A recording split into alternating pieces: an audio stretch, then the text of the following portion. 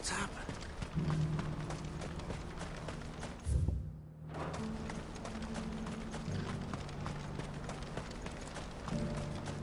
What I wouldn't give for a hot meal. Looks like this is the end of the road for us. When are they gonna let us through?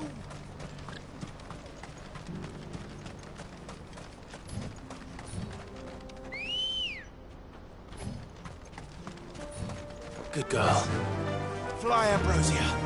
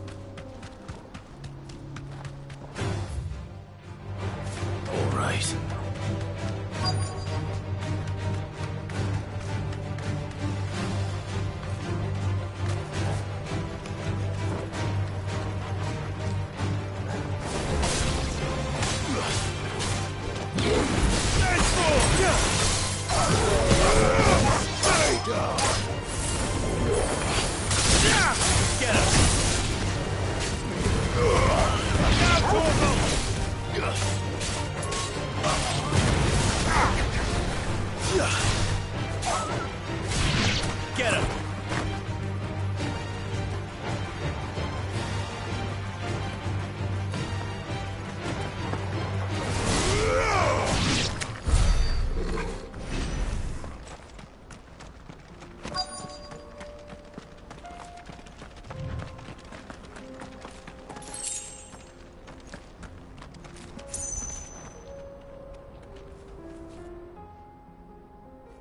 I hope I didn't keep you waiting.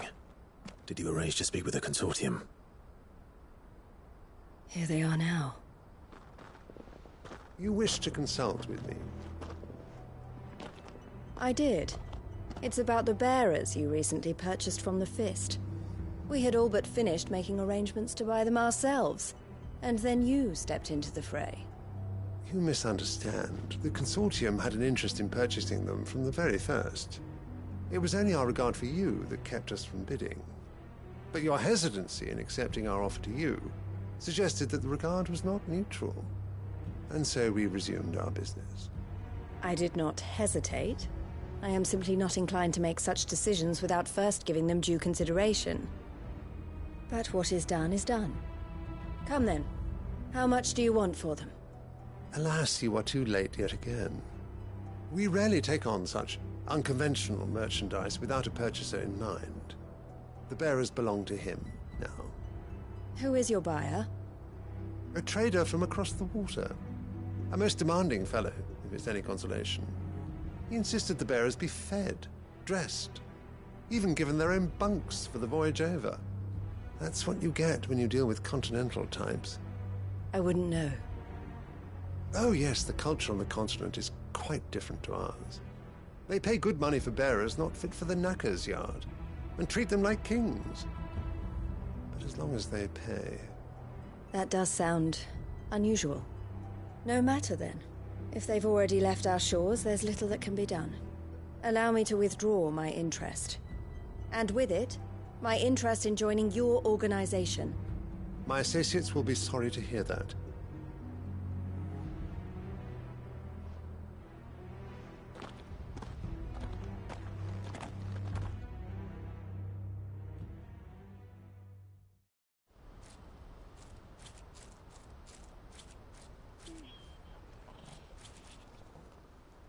I'm sorry you weren't able to save them.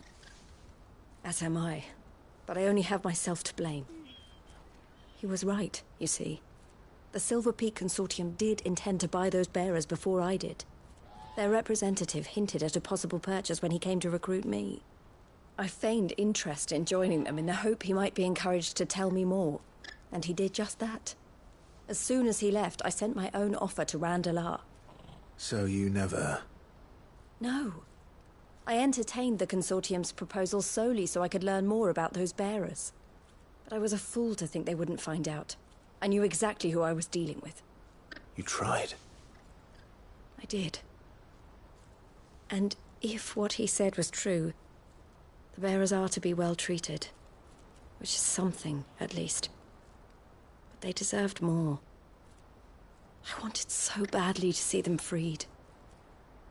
Eloise! Eloise! Word from Cashlock. The village is under attack. A pack of beasts have come down from the mountains, and there's a dragon at its head. Theo and the others are trying to hold them off as best they can, but the odds are against them. They need help, and fast. Theo! I'll go on ahead. Thank you, Clive. I'll gather some men and join you there. Just... make sure he's safe.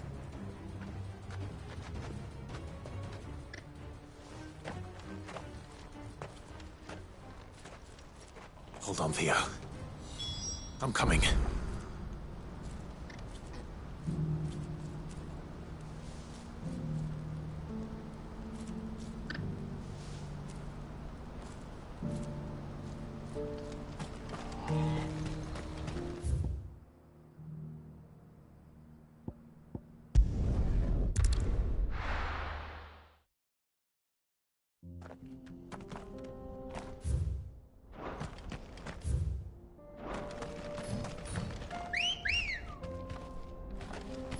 Come on.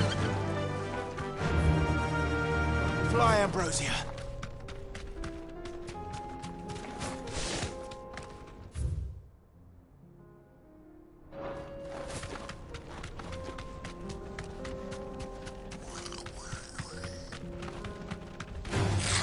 Time to fight.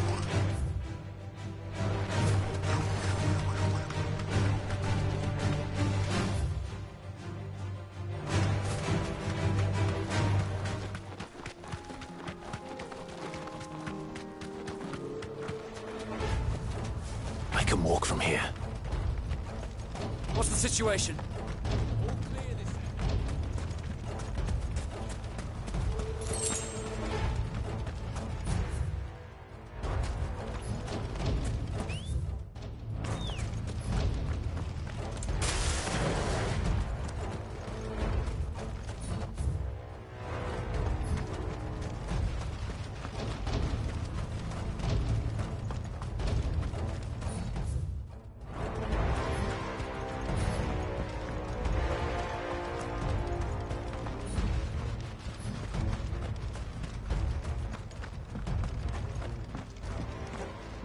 Where's Theodore?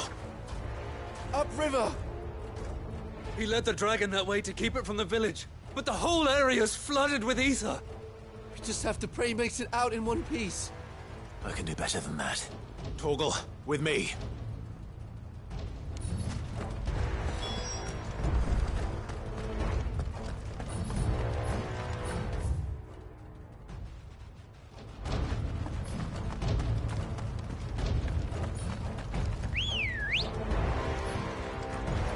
Ready, go?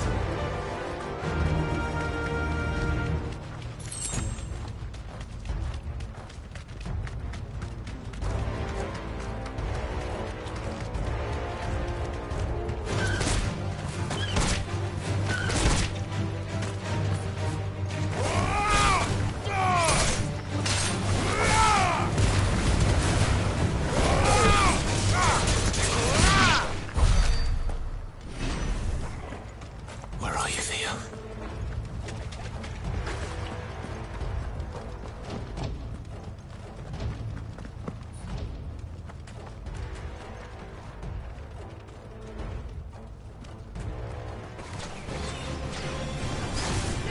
Over here!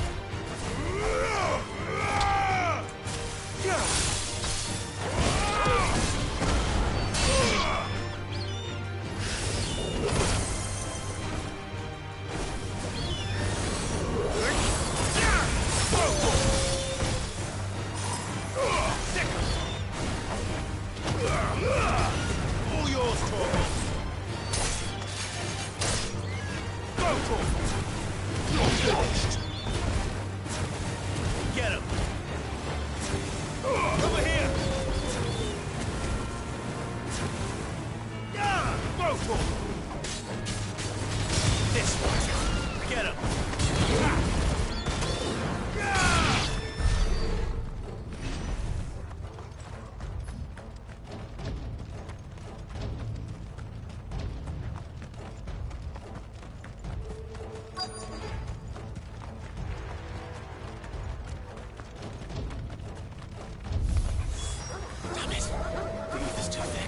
These creatures have already turned.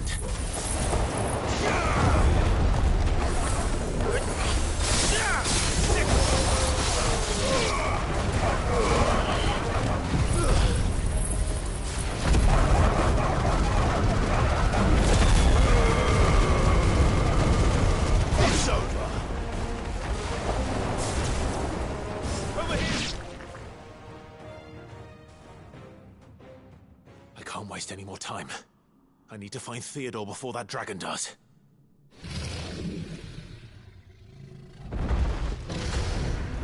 Looks like it's found me. This thing's turned as well. This isn't going to be easy.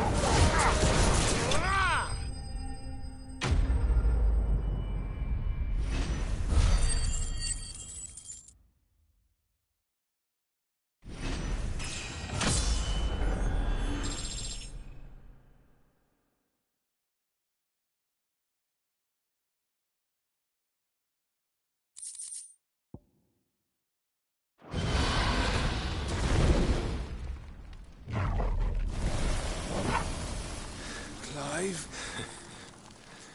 Theodore, you had me worried for...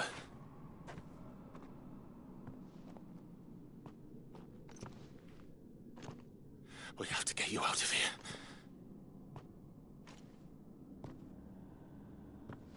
I think it might be a little too late for that. Bearer or no, there's only so much ether a man can take, and that Drake just wouldn't let me leave. You have my thanks, Sid, for finishing what I could not. For keeping Elle's dream. Theodore!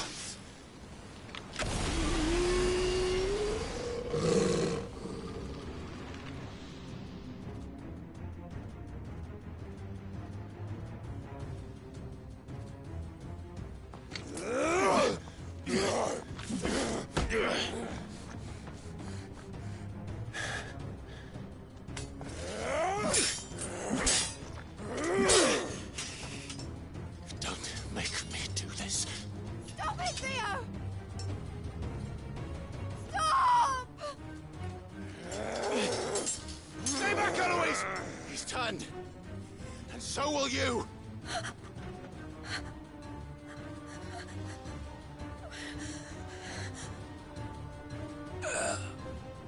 Elle. Theodore.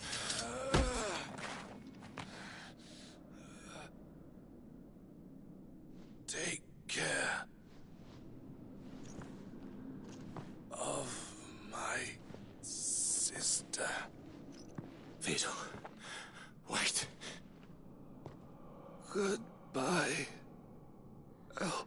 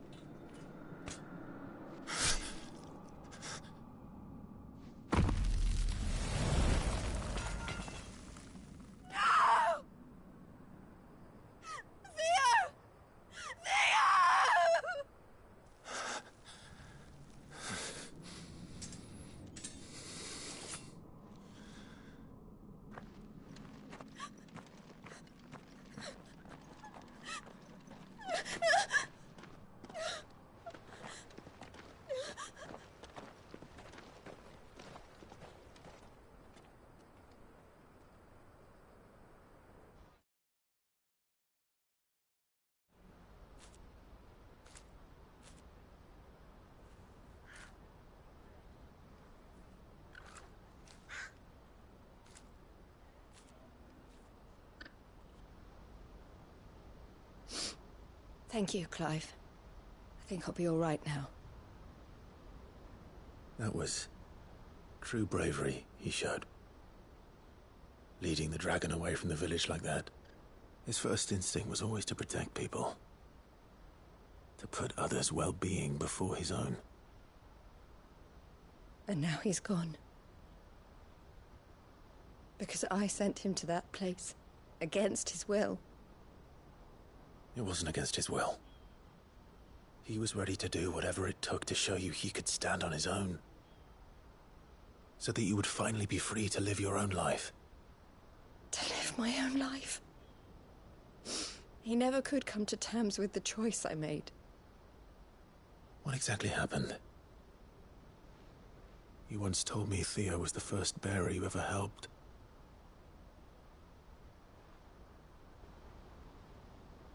We grew up in Canva. We were born to one of the great trading houses.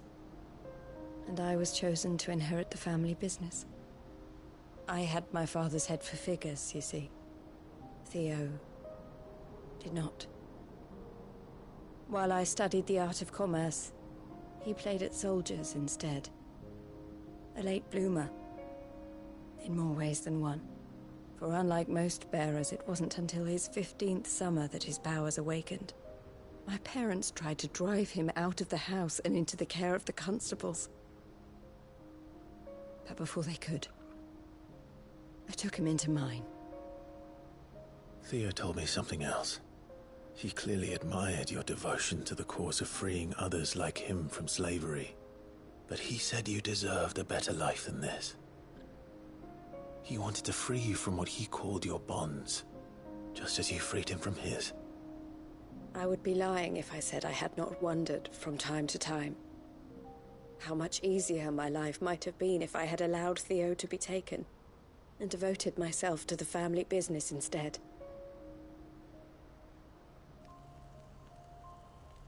But I have never regretted the decision I made.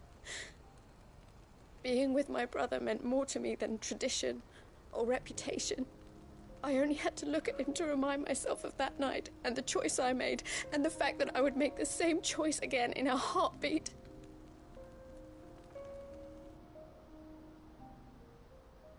He was never a burden.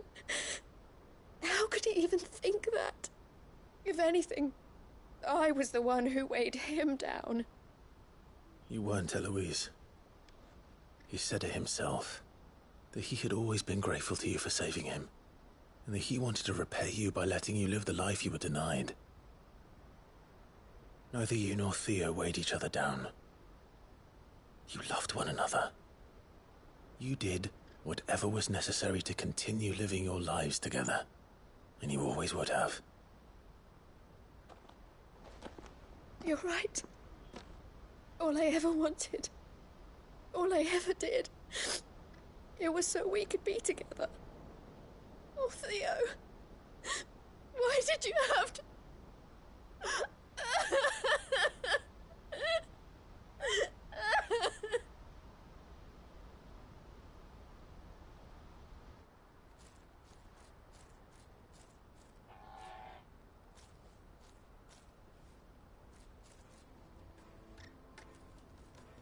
I know Theo wanted me to move on, but I'm staying here at the Crimson Caravans to continue our work. We can make a difference here. We can help people, save them. I need nothing more from life than that.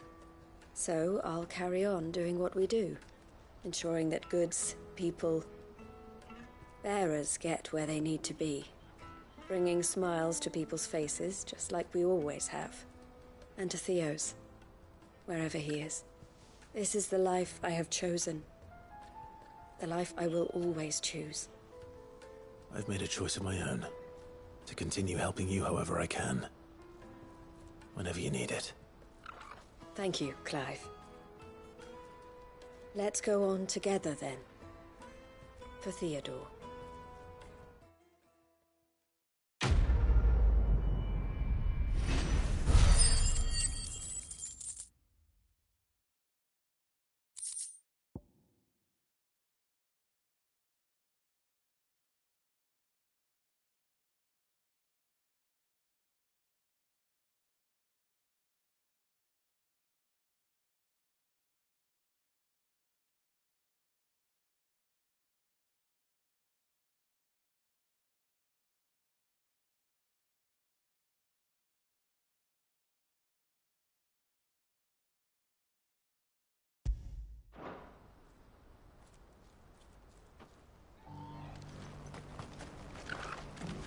Eloise isn't the type to give up.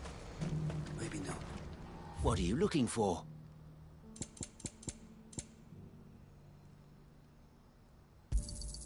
You've a discerning...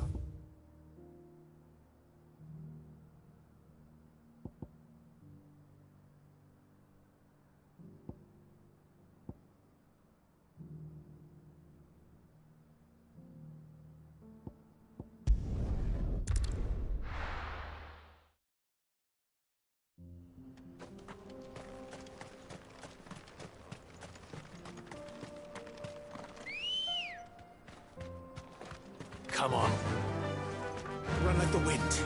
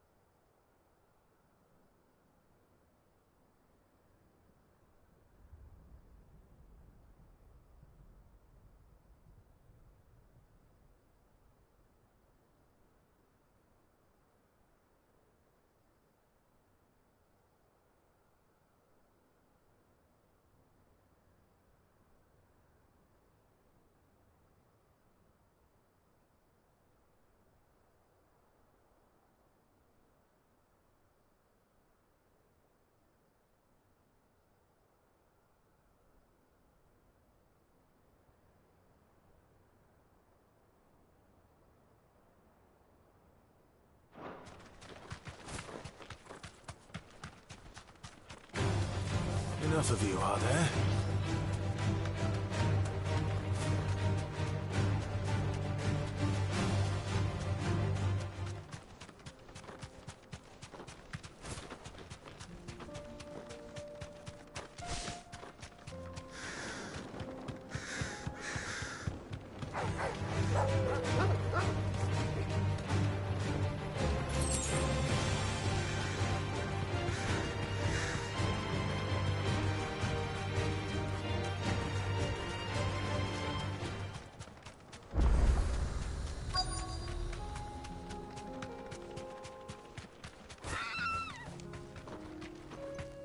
Be safe.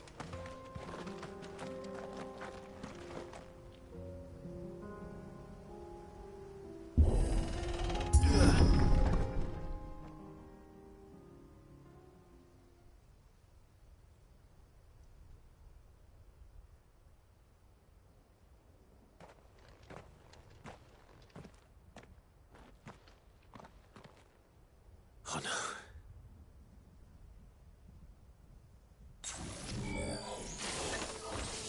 You'll pay for this. May still be survivors.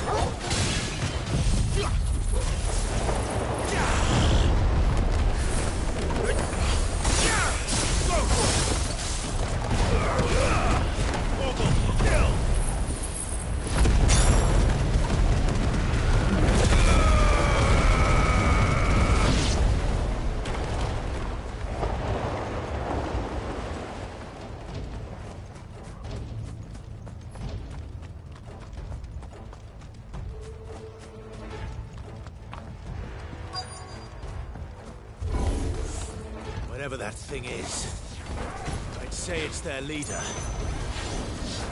Too slow.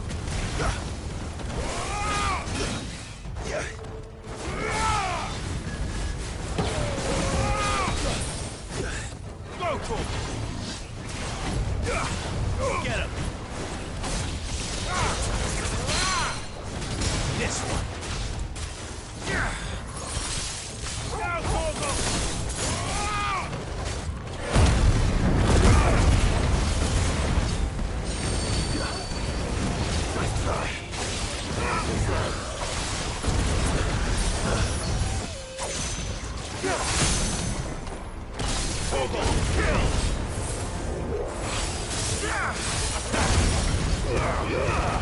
All yours, Gorgo! Stick 'em! Stick 'em! Go for it!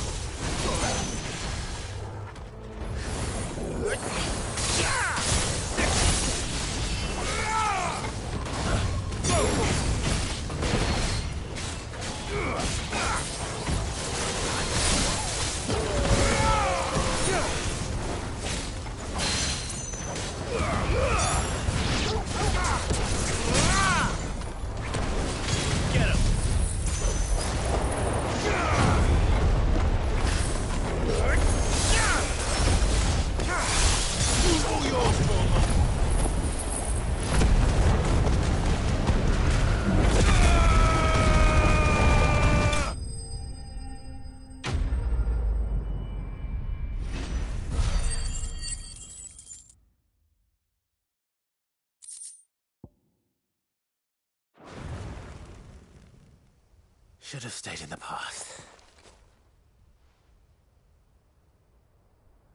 These must be Cyril's colleagues.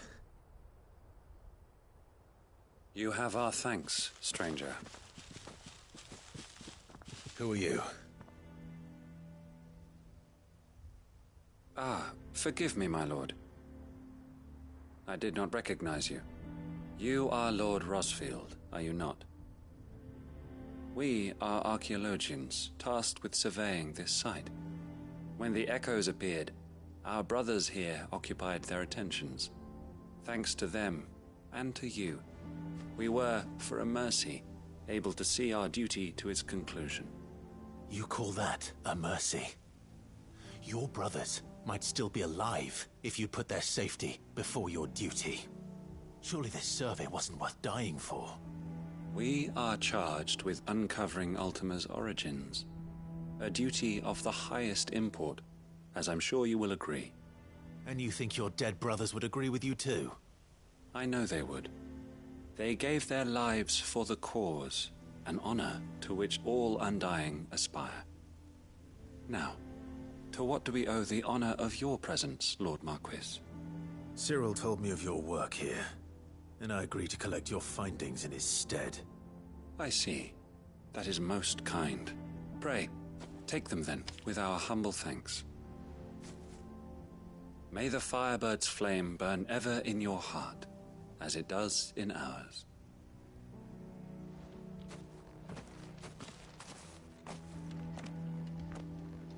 It's one thing to lay down your life for another, but for a survey...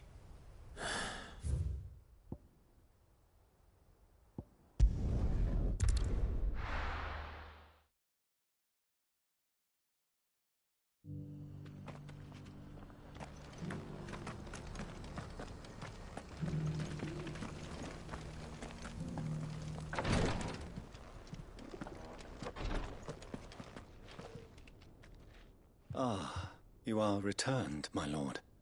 I collected your colleagues' preliminary findings. Here, take them.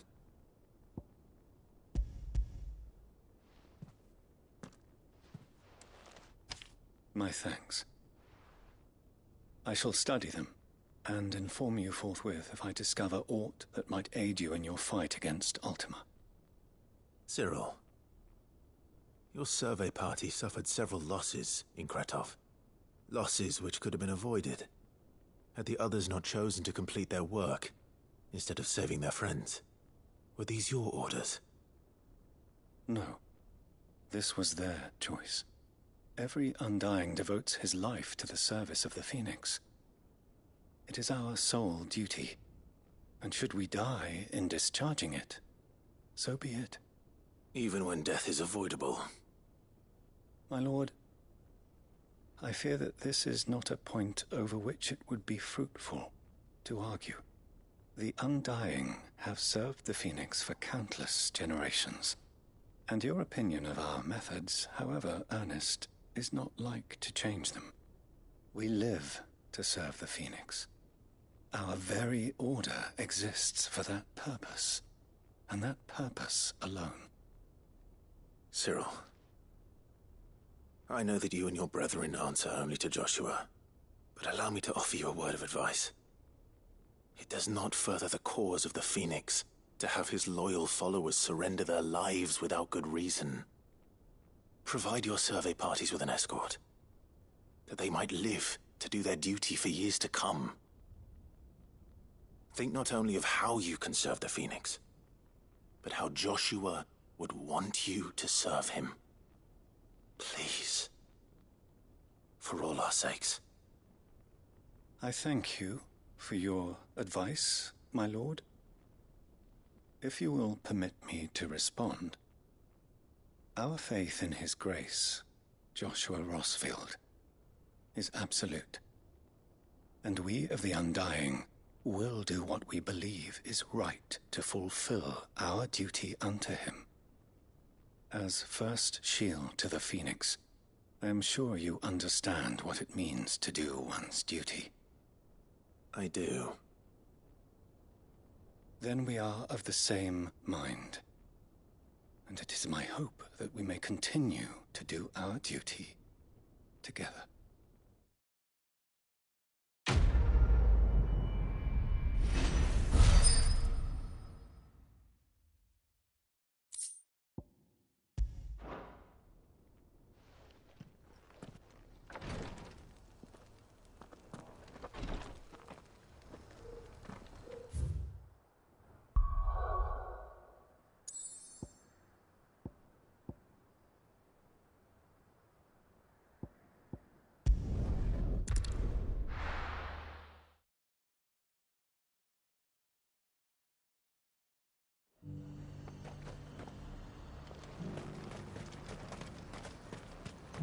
Sell anything today? As much as you, I'll wager.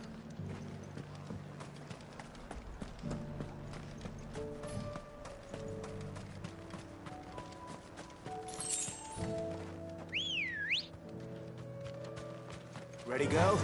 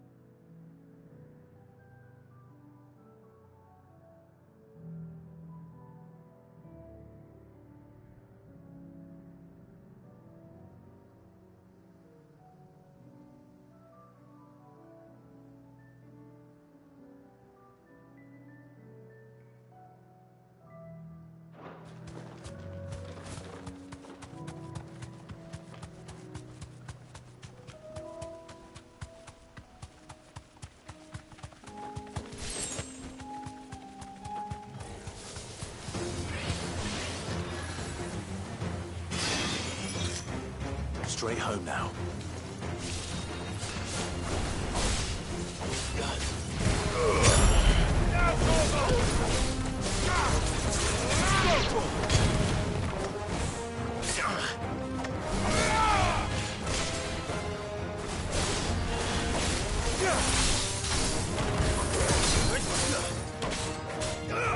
This one.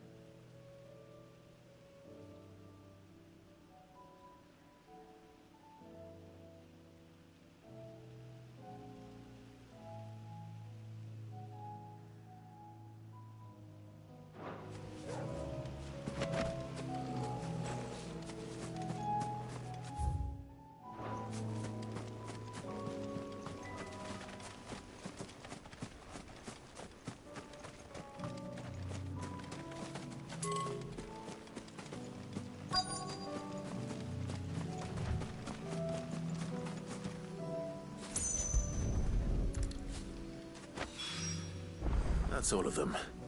Owain can uncross his toes now.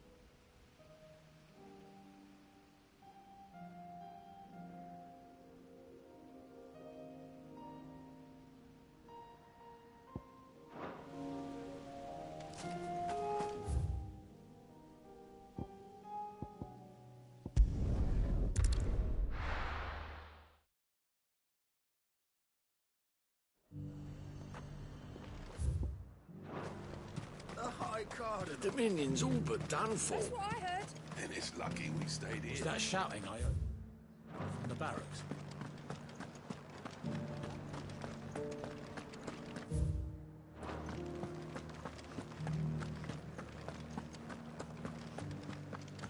And you're just gonna fall into line? What else can I do? I don't trust this Duke. If we're not careful, he'll undo all the Dane's hard work. Oh, Clive. What am I to do? My wards and I may soon be without a home. What's happened?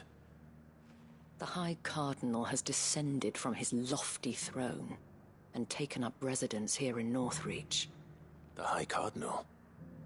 Leader of the Council of Elders, second only to his Radiance at the head of the Imperial government. Not that any of those things still exist. Now he goes by his noble title, the Duke of Oriflamme. And what does he want with Northreach? He wants to transform it into a military stronghold, a foundation upon which to build a new Sambrec. He's already secured the support of the various army remnants, with promises that they shall be afforded the respect they deserve in his empire. One built on the confiscated property of the people. He would rob the populace to pay for it. Believe me, I have used every means of persuasion to discourage him from this folly. But for whatever reason, he will not listen to me. What does Captain Philippe make of this? When the town was under attack, it was him the soldiers rallied around. Couldn't he use that influence again? How? By speaking out against one of the most powerful men in Sambrec. A man whose stated aim is to revive the empire Philippe's comrades swore to serve, and to improve the soldiers' lot within it. The captain can offer them a regular supply of gruel, and an occasional trip to the Vale to help them forget the terrors they face each day. The Duke offers them a vision of strength and safety. No. Any attempt to incite mutiny would cost Philippe the support of his men, if it did not cost him his life. But given the mood around town, mutiny may yet be unavoidable. The people have little appetite for further deprivation, least of all when it serves only to elevate others. And who could blame them? Clive, would you appeal to the Duke on my behalf? For your services to Northreach, you have the respect of the soldiers, and they will take you to His Eminence if you ask them. And unlike Philippe, no bonds of loyalty prevent you from speaking your mind to the man. Well, will you try? You could hardly fare any worse than I did.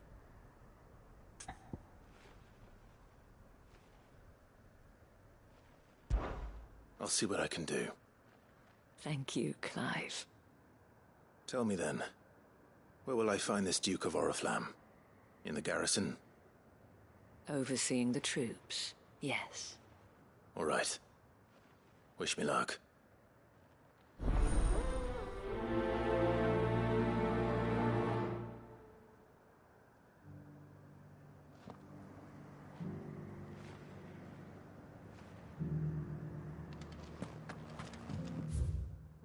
I may have met this Duke before, at the Remembrance Ceremony. Let's hope I didn't make a strong impression. It's not only control of the garrison he wants. We already have a leader in the Dane.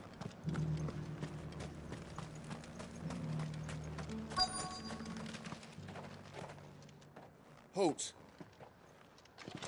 Oh, sorry about that. You're the dame's man, aren't you? You got some business with the captain? No, actually. With the Duke. I was hoping I might be able to speak with him. We're under orders not to let any civilians pass. But you should be all right. His Eminence has heard all about you and your heroics. Wait here. I'll go and ask.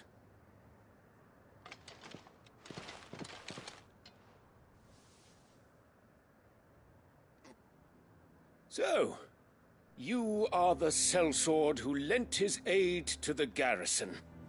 The Empire owes you a debt, and I shall see it repaid. But tell me, is it wealth that you seek, or favor? Neither, Your Eminence. I thought only to inquire about your plan to turn Northreach into a stronghold. Ah, I see. You are worried the expanded garrison will render your services redundant. Yet you needn't be. A proud fighting man like yourself shall always have a place here. Pride of place, in fact. For too long has the contribution of the noble soldier been under-reckoned. But no more. For it is they who shall see the Holy Empire rebuilt, beginning right here in Northreach. Why here, Your Eminence? The town has been fortunate enough to escape largely unscathed from the recent troubles. Her defenses are sound, and her garrison well prepared. Which is more than can be said for Oriflamme or Twinside. The Empire wants for a capital, and I believe Northreach to be the perfect place. With Caer Norvent as her citadel. Once we have seen to the refortification of both the town and the castle, we need only build a wall around both to create a city that would be the envy of the twins. Plans are already underway for the construction. Soon enough, these thralls shall learn that they are no match for the might of Sanbreque. I fear you underestimate how dangerous these creatures are, Your Eminence. Should they return in force, you will need all the people of Northreach to come together in defense of the town. Something they may be loath to do if they've been deprived of their worldly goods.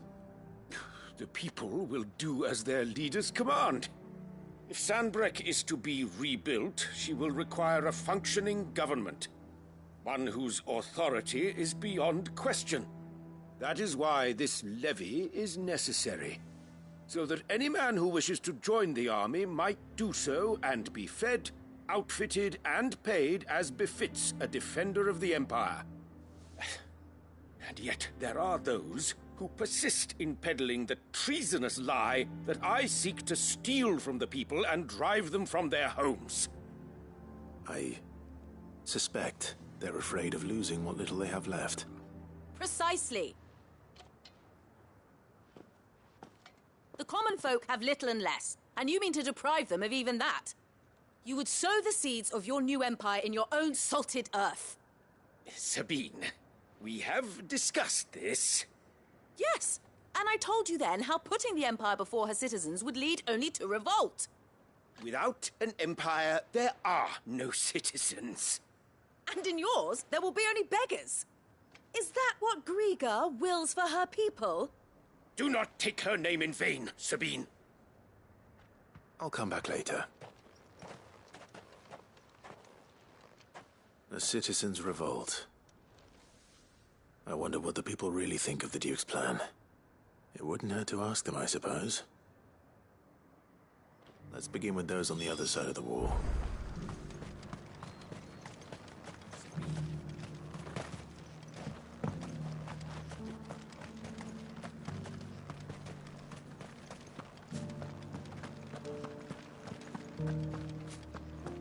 The captain wants 2 school pockets.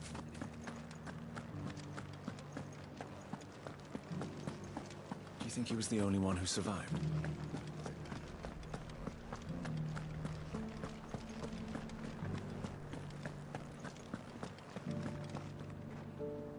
All right there. What is it you're after, sir? Just your opinion, actually. I wondered what you thought of the Duke of Oriflamme. Oh, him. Not much. None of us traders do. It's thanks to nobles like him that we had to set up shop this side of the wall in the first place. Couldn't have the rabble getting any closer to the holy capital, could they? And now he's trying to drive us out completely, threatening to take everything we've got from us if we don't clear off. If the dame said she wanted him run out of town, I'd be straight through that checkpoint, tar bucket in hand.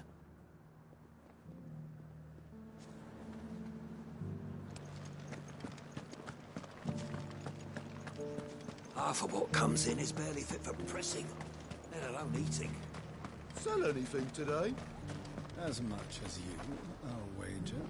I've been hearing a lot of talk about a certain duke. Nothing good, I'll wager. Going around acting like he owns the place.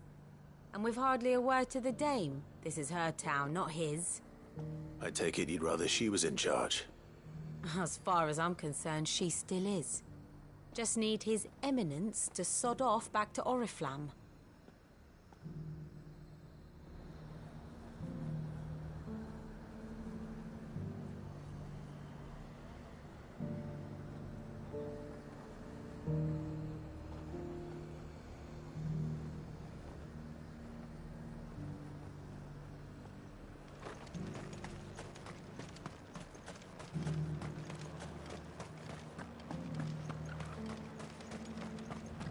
The garrison salvaged what they could from war, but no grain won't last.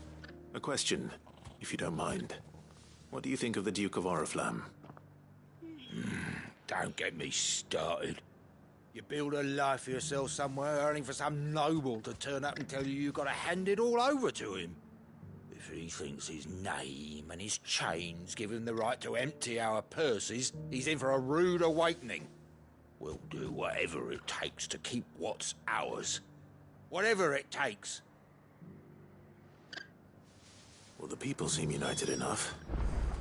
What about the soldiers? And to think, I would be lying under a pile of rubble in Twins. Was that shouting I heard from the barracks?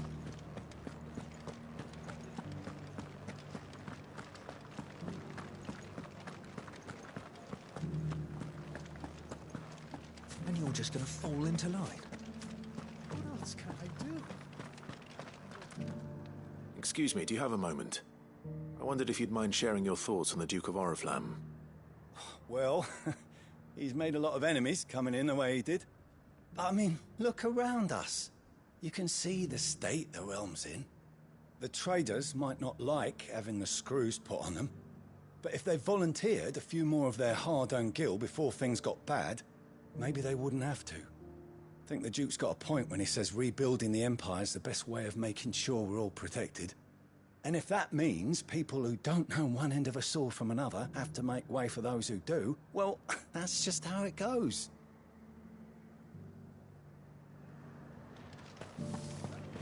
It's not only control of the garrison he wants. Well, what do you think? What do I think? I think if we followed his lead, the town wouldn't stand a chance.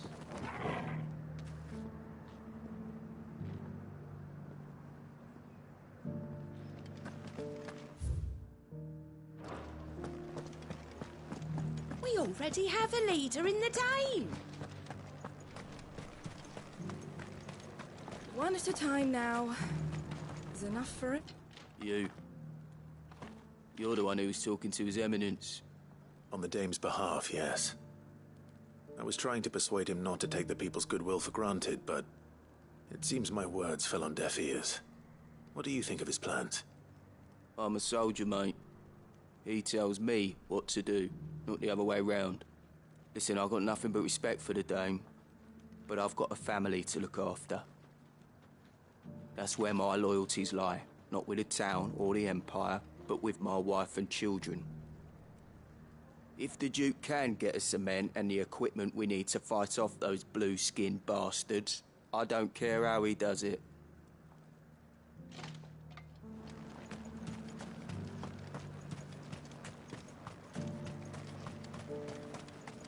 Sabine, you are embarrassing me.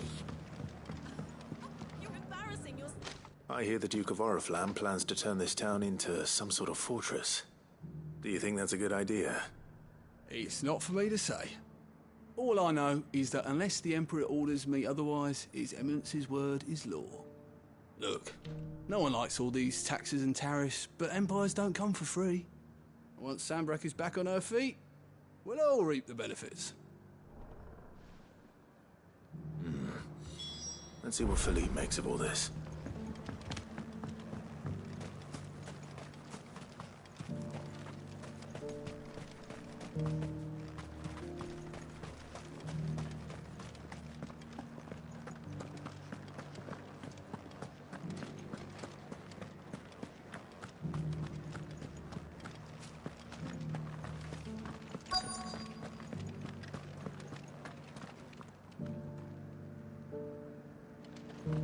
Welcome back. Wraiths give you any trouble? None worth mentioning. Captain, do you have a moment? For you? Certainly. Clive, wasn't it? Thank you for last time. How can I help you? I wanted to ask you about the Duke of Oriflamme. Do you intend to go along with his plan? But to tell you the truth, I'm in two minds. It's my sworn duty as a captain of the Imperial Army to obey his orders. But I can't say I agree with him. Philippe, I remember you saying that you became a soldier to protect the people you loved. The Dame included. That's right, I did. Well, she doesn't agree with the Duke's orders either. She thinks they could tear Northreach apart.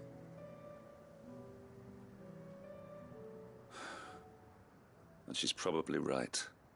Thank you, Clive. I know what I need to do now. Protecting the people I love is what matters. Doesn't matter how.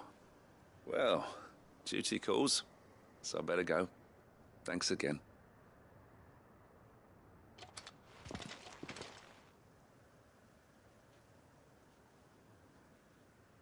It seems Philippe wants to do the right thing at least. I expect Isabel will be pleased to hear that, if nothing else.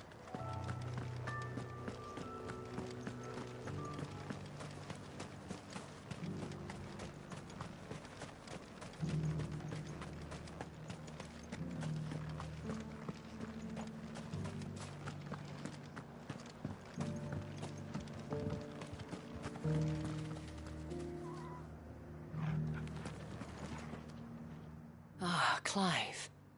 How did you fare? Were you able to speak with the Duke? I was, but...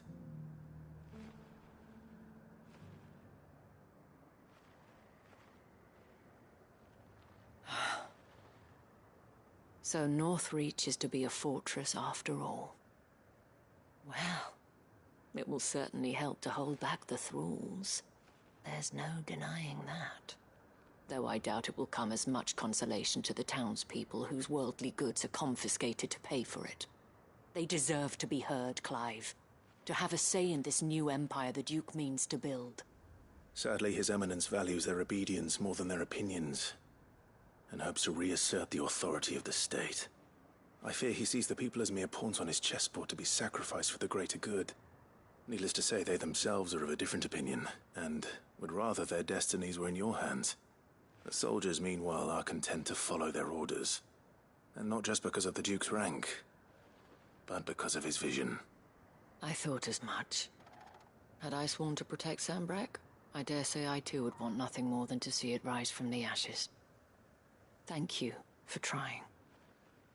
But the battle is lost. I don't know about that. What happened to your uniform? I handed it in, along with my resignation. Told the lads I wished them well, but that I owe it to those I love to call it a day. But why? Because I realized what really matters to me. Not following some nobleman's orders for the sake of it, but protecting what I care about. Protecting Northreach. I honestly don't know when those monsters will return, but I'm certain they're not finished with us yet. And when they do come back, we need to be ready for them. We need to stand together, all of us. And with you to lead us, milady, I reckon we can do it. It was you who finally convinced me, Clive. There's no point following orders if they go against everything you believe. Indeed. All of us, standing together. That has always been Northreach's best hope, and one which still lies within our grasp. We have only to turn our attentions to the true enemy. Thank you, Philippe, for showing me what I must do. Anything for you, milady. Speaking of standing together, would you mind if I borrowed a few of the lads from the Vale to help keep watch around the town? I fear His Eminence has loftier tasks in mind for the guard. Not at all. Be my guest. Wouldn't be the first time.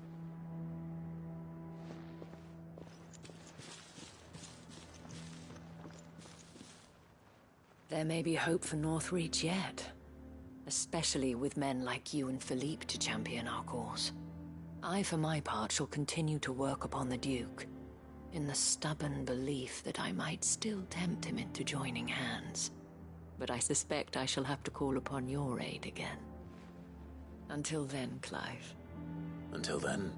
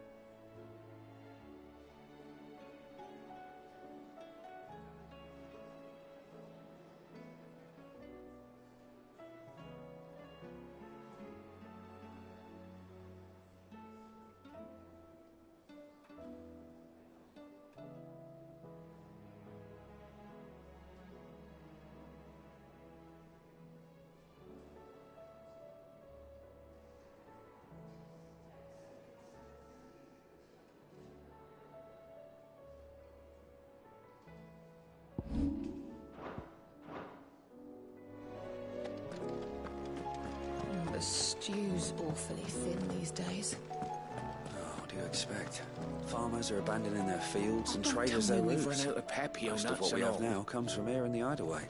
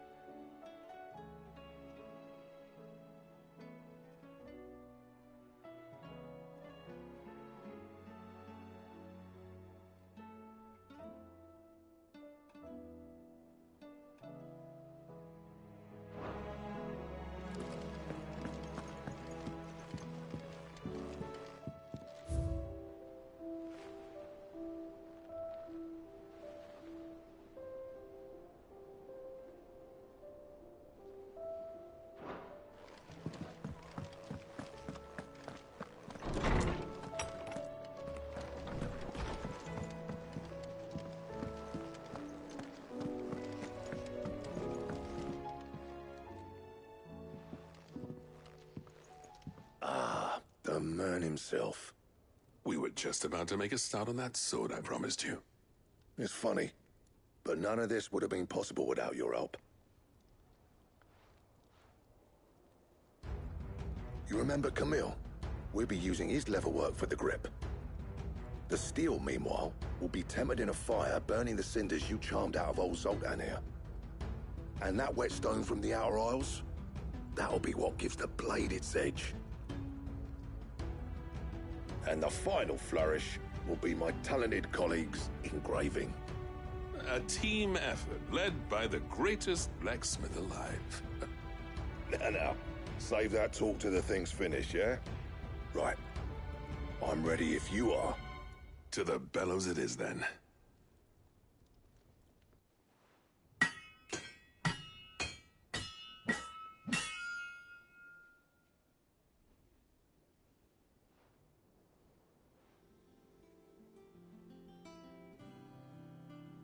Well, bugger me.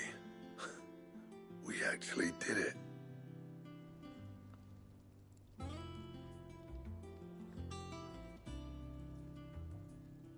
The sword to end all swords. Ragnarok. It's quite something. I trust you'll take good care of it. Thank you. Both of you. So, does this make you pair the greatest craftsman alive, then? This? Nah. This was just following the footsteps of the greats of old. It'll take more than that to earn us our place in history. But we're up for the challenge. Here. A list of materials. Zoltan and I got talking on the long road back from Dravost. We reckon with those items there, we could craft something even better than the Ragnarok. Something worthy of a legendary outlaw like yourself. That's a weapon I'd like to see. You leave this list with me. I was hoping you'd say that. One legend at a time, eh, lads? Before you start on the next, who fancies raising a cup to friendship reforged? Good idea. No more drinking to forget my past. It's about time I had something to celebrate. Then tap the kegs! Vulcan's boys are on their way!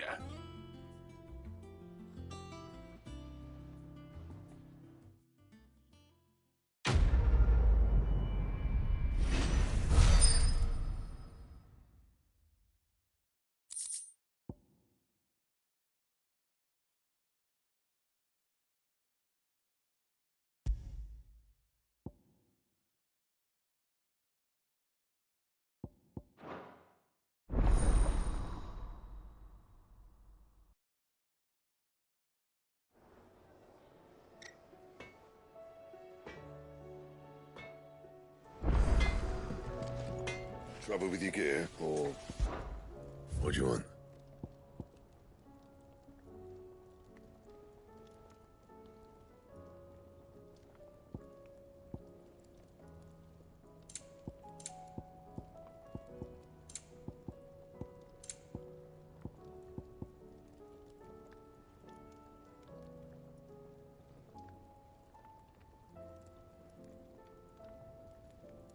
And?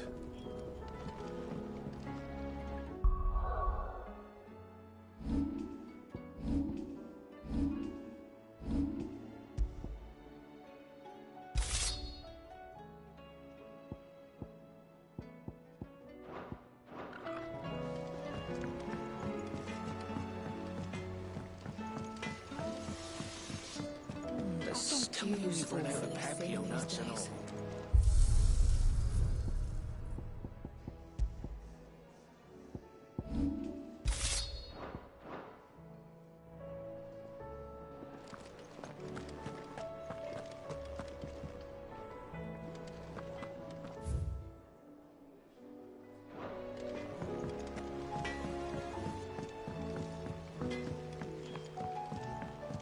Have you tried Molly's lemon tarts? I've never had anything so delicious.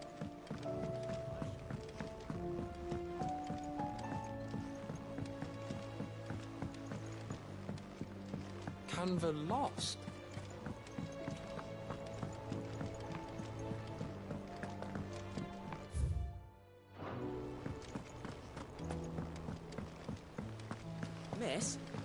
must edit a story for our lesson today. What a wonderful idea, Jocelyn. Let's do just that. So, she don't need sails or oars, but she's still How was she? The Enterprise, I mean. Ah, Sid. Wasn't expecting you back so soon. So, is it good news or bad? Good, thankfully. Here. Ah, that's brilliant! Thanks a blimmin' million! I'll fit 'em to the smelter right away!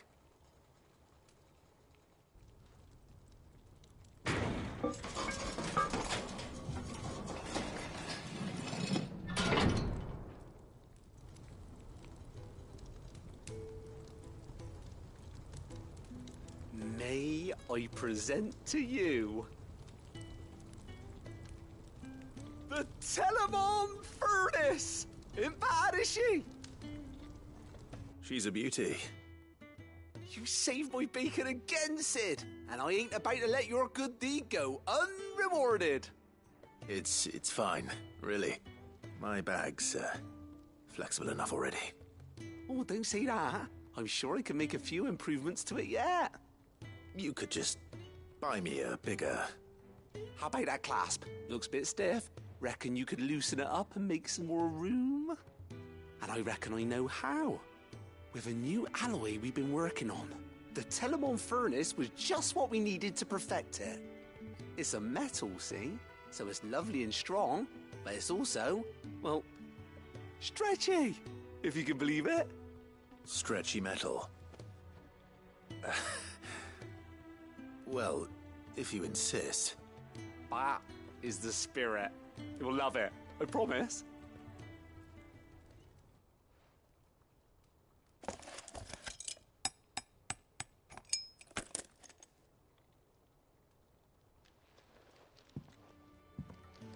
So, what do you reckon? It's actually quite ingenious. Thank you, Owain. Shh, don't mention it. You earned it. And I wanted to get some practice in using that metal anyway. Reckon we'll have all kinds of uses for it around the hideaway. Can't think of any right now, but that's our job, innit? Dreaming up new ways to make life easier around here. Maybe even out there, too.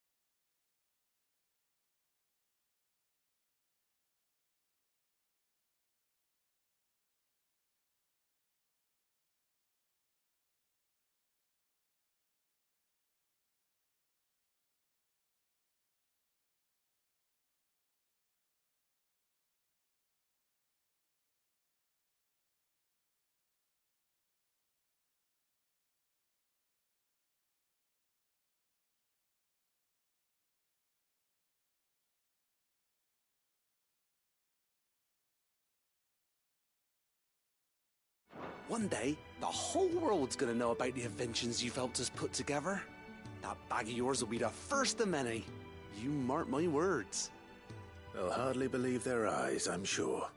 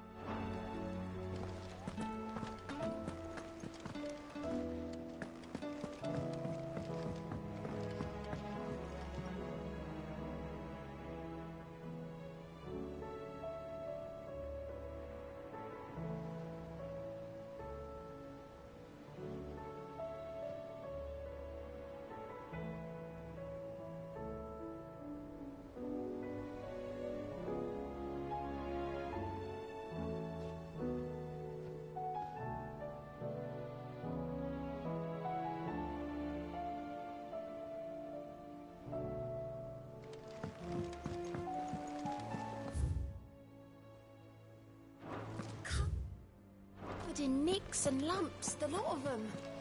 It's a wonder they can still walk.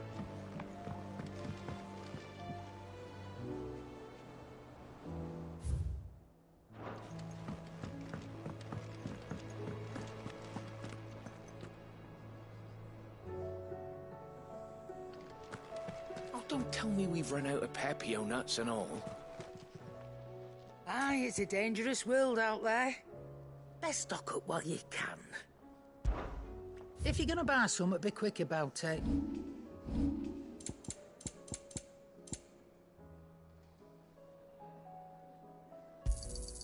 It'd better all be here. You'll not find a better price than that. It'd better all be here. You'll not find a better price than that. Finished, are you? The stew's awfully thin these days.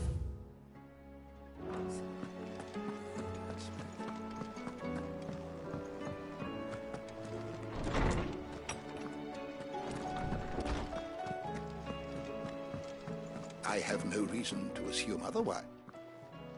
Clive, you must listen to this. Lawsman, tell him. Do you recall when we spoke before on the divinity of Ultima? Well, it inspired me to delve deeper into the subject. And what I discovered appears to agree with the findings of His Grace. You will recall that my quest to uncover Ultima's origins began with the mural at Phoenix Gate. But while I've always known it to be important, its secrets have heretofore eluded me. Now, however, I believe I know where to find a more complete example, one that will reveal all we seek. Master Clive, have you ever in your travels chanced to hear of the Circle of Malleus? I would think not, if you have. But there was once a time when the faith flourished, the oldest known religion in the Twins, and though its popularity eventually waned on Storm, hints of its dogma remain embedded in more modern faiths such as the Crystalline Orthodox. Wait, you said it waned on Storm. What of Ash? Religious monuments are often torn down or repurposed when new faiths rise to prominence. But if no new faith arose, then perhaps the ancient temples might still stand. And so, you see now why I must accompany you to Waloed. it would appear the past still has much to teach us. Though in this case, it would not have been possible without the musings of Moss. To think that you carried a copy of my old mentor's chronicles all along. I am relieved to discover it in good hands.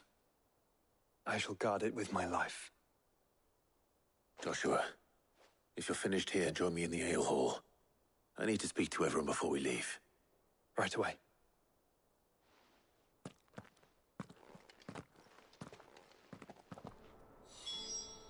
If it please your grace, might I one day borrow the chronicles? For a short while. Of course, Lawsman Hippocrates.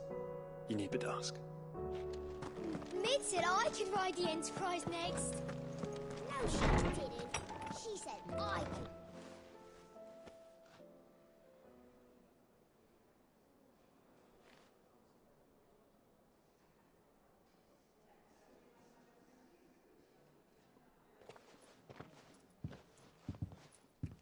My apologies.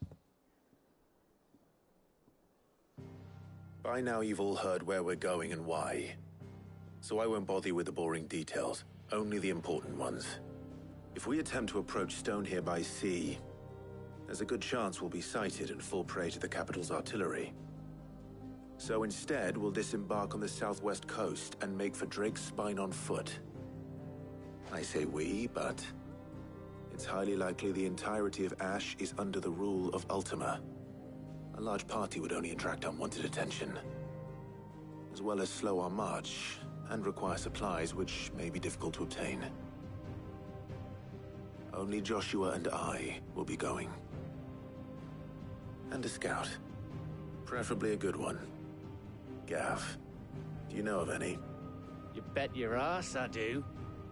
Might still borrow some of Lady Vivian's maps, though. Just in case, like. Once you've dropped us off at the Shadow Coast, you need to retreat into neutral waters, fly merchant colors, and stay inconspicuous. If you sense any danger at all, you leave us behind and return to Storm. Inconspicuous is my middle name. But like hell am I leaving anyone behind. The ship ain't going nowhere till your scurvy mugs are smiling on deck. Jill, the Enterprise will appear a tempting target for royalists and pirates alike. You're to stop anyone boarding.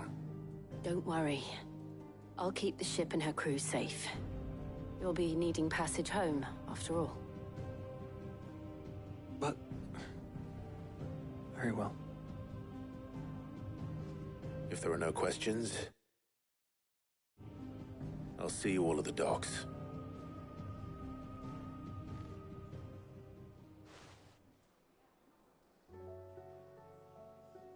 Let me know when you're leaving. I want a word before you go. Of course.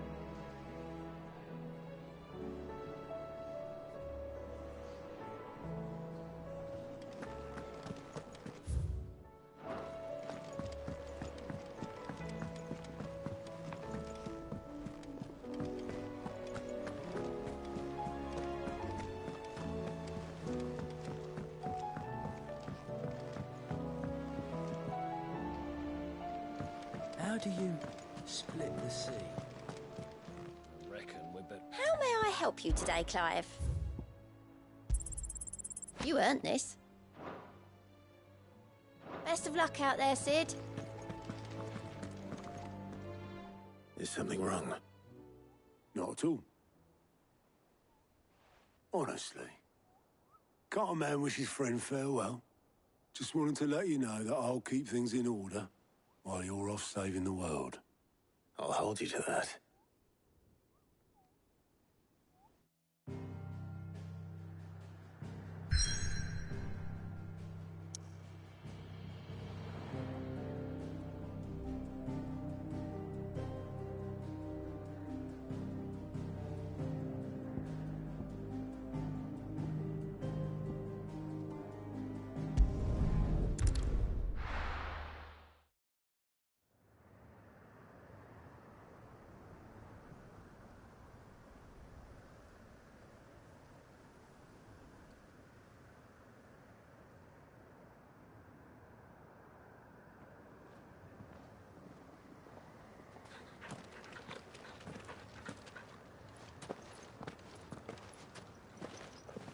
Reckon it'll be a long walk to the capital if we follow the cliffs.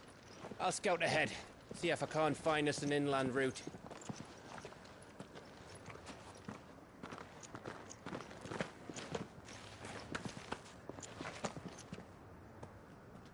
Clive.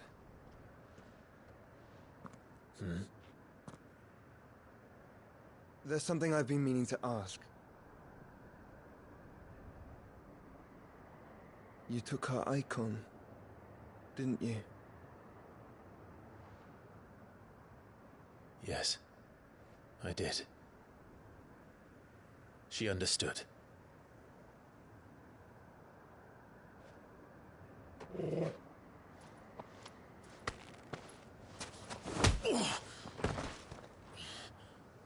Oh, she understood. Understood that you decided to save the world all on your own, and that you'd die without her power. How dare you make her choose? You knew damn well she'd never refuse you. But I will. You can't keep pushing us away, Clive. The world is ours to save, not yours.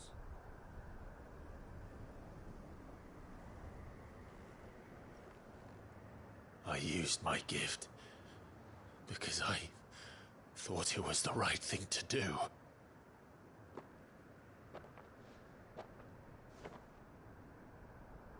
And you truly believe this will save you?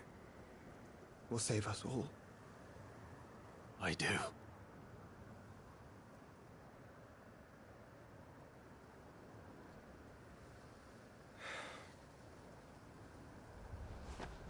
Then so be it.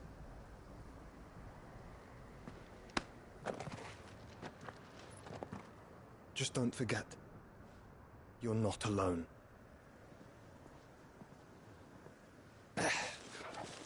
Think I found us a trail. Did I miss something?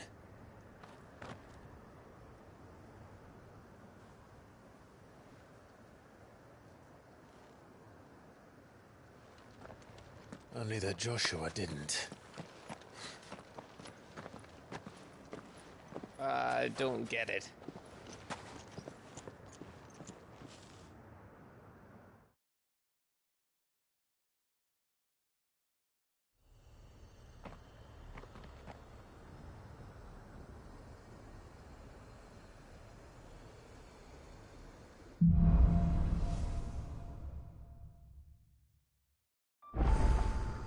Always wanted to visit Ash.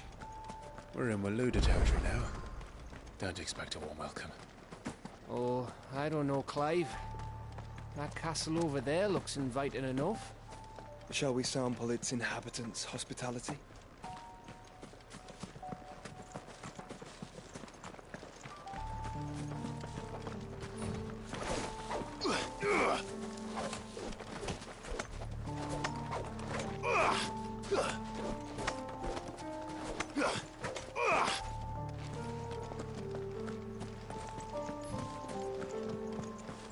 Remember what I said about warm welcomes, Gav?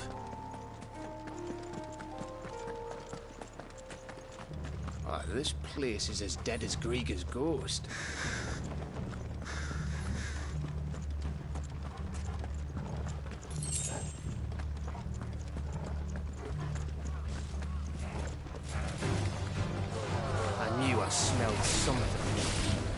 the only orbs in the cache. Let's hope the villagers make it out in time.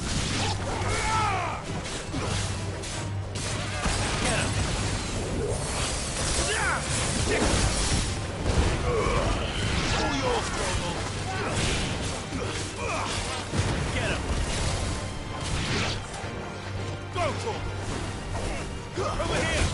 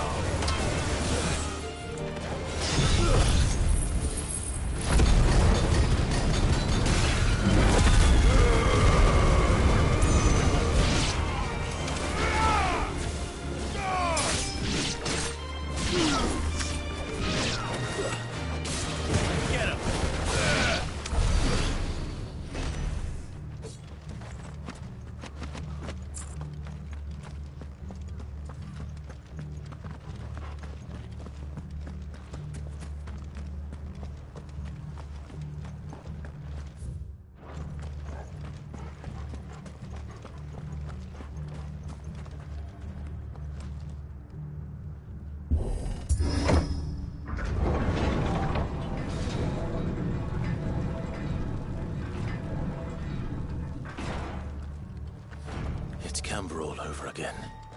Where the hell are the royalists? Seems you were right about that welcome after all, Clive.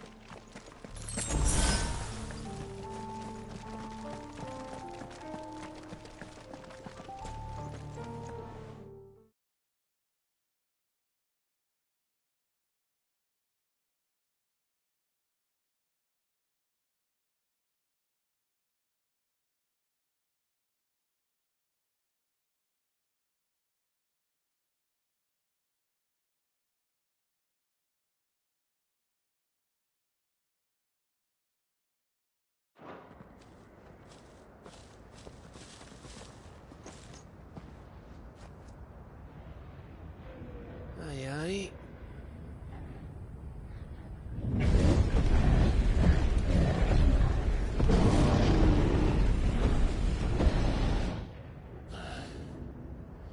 Is the whole of Ash fallen into Ultima's hands?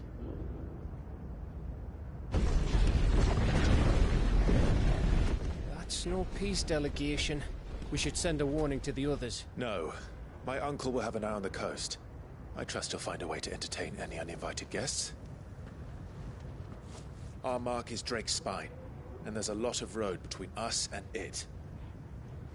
We press on to Stone here.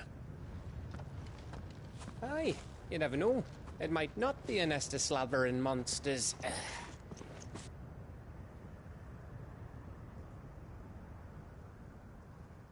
Clive, You must go on ahead without me. This stronghold is as old as Phoenix Gate, perhaps older. It may yet hide Ultima's remaining secrets, and if we are to best him, they must be unearthed. All right. Stay out of trouble. I always do. Mostly.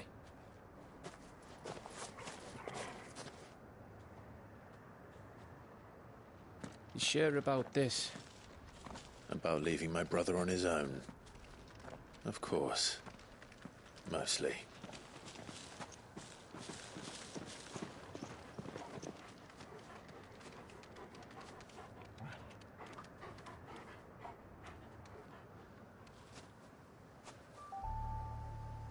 Lady Vivian's map is so old it's hard to tell which way is up.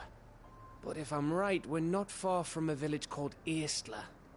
Then we make our way there, resupply, and wait for Joshua.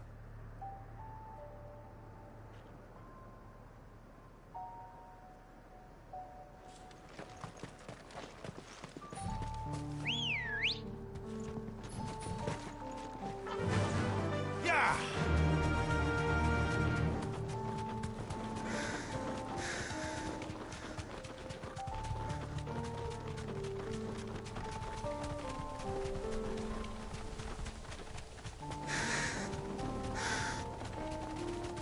This place reeks like a mobile's arsehole. Though I'm guessing it's not the smell that'll kill us. You deserve a rest.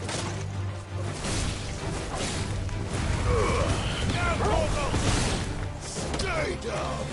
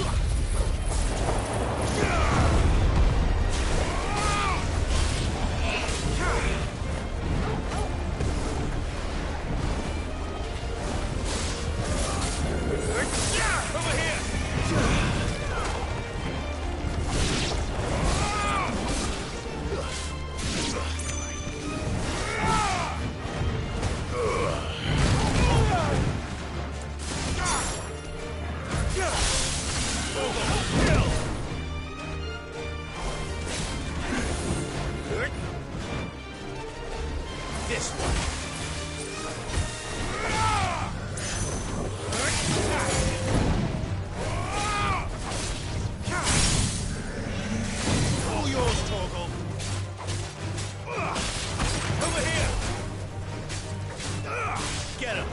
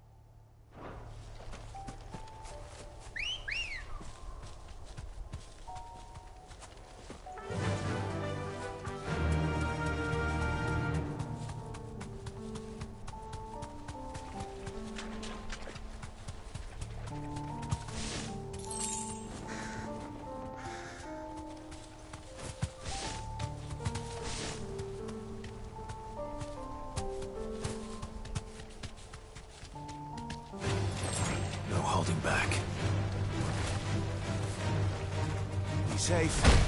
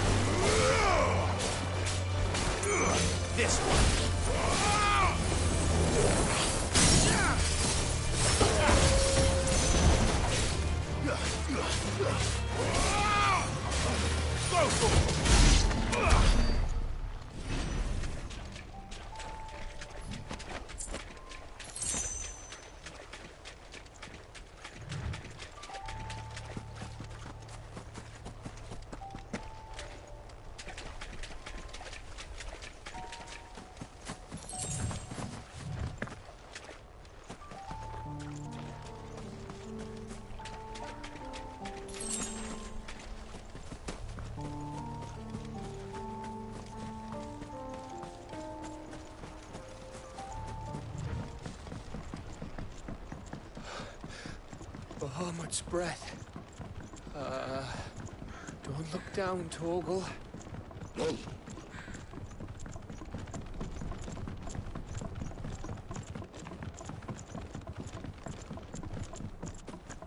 That must be Aistla.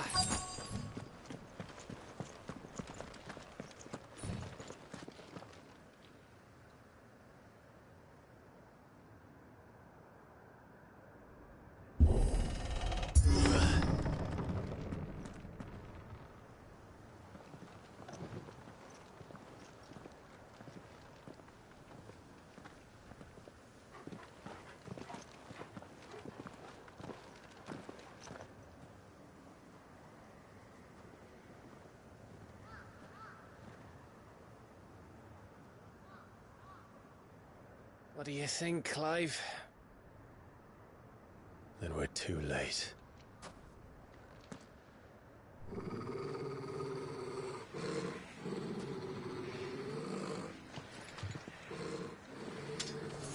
Damn it. They're all turned. There's nothing we can do. I wouldn't say nothing. No quarter, Gav! No quarter! Down, Torgal! Get him! Sick! Over here! Get him!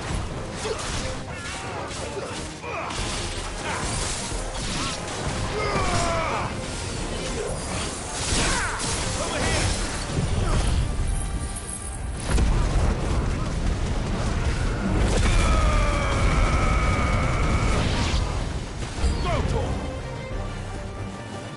You think all the villages in Ash are like this? A question for later, Gav.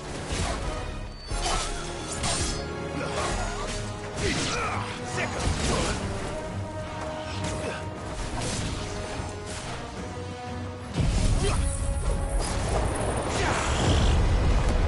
This one.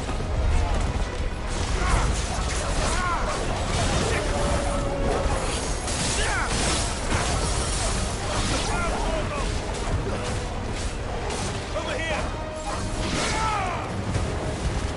Torgal, kill! Go, Torgal!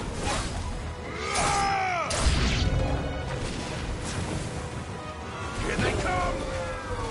And come, and come, and come. Attack! Go!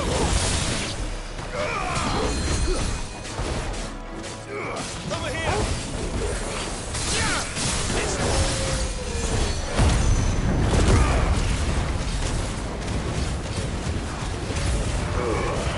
all yours, Torgal!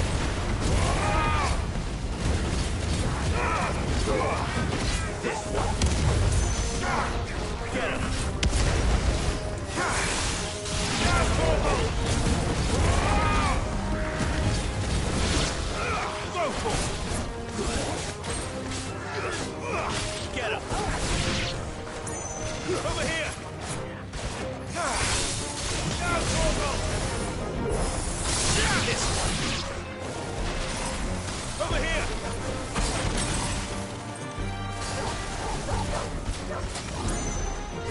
Take him!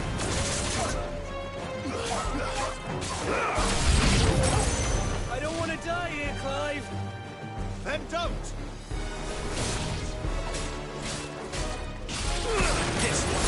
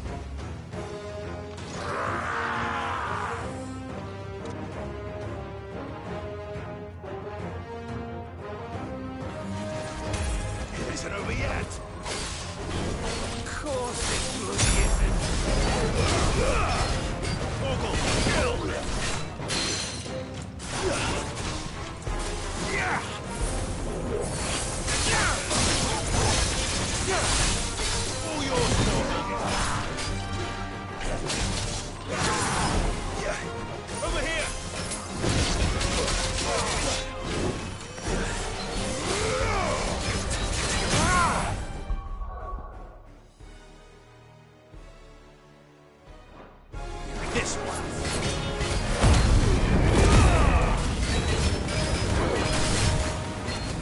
This one. Get him.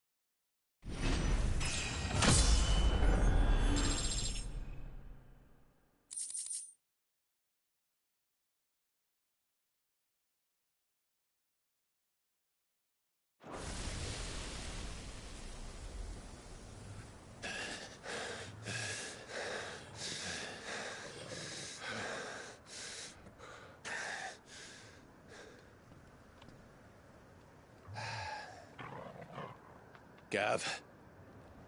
Gav! Don't tell me there's more of the bastards. Oh, fuck.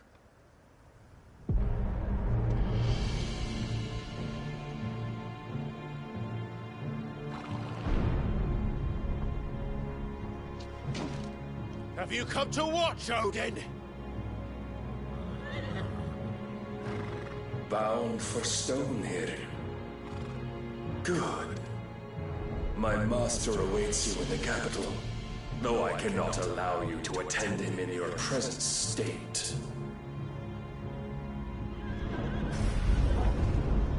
And how are you going to stop us? Why, with this!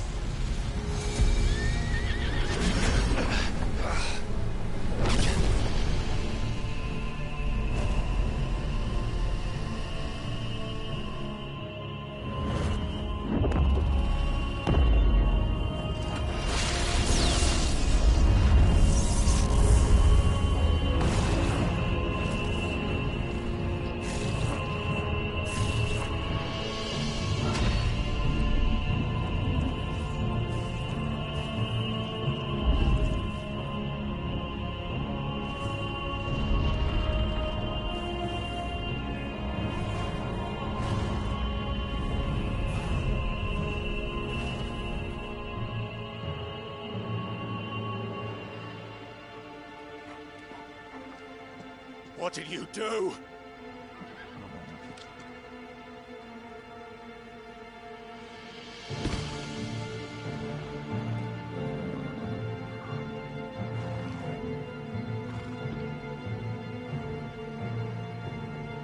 If the vessel would see the path opened, it has but to ask.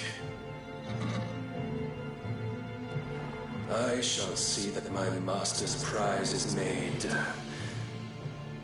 presentable.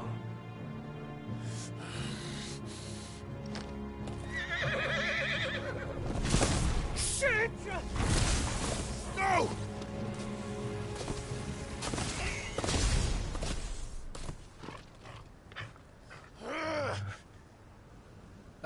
Clive? Would you mind telling me what the fuck just happened?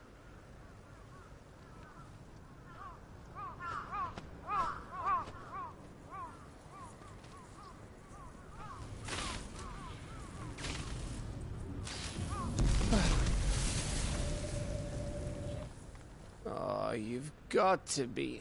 How are we supposed to get through that? We seek an audience with the king. If His Majesty wants me to come and ask him, And that is exactly what I'll do. Before you go practicing your petition, we don't even know where the fucker went. How about we cool our heads and think this through, eh?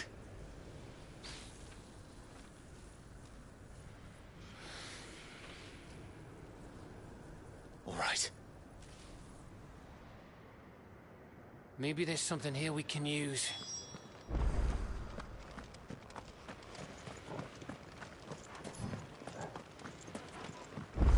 I thought we got them all. So did I.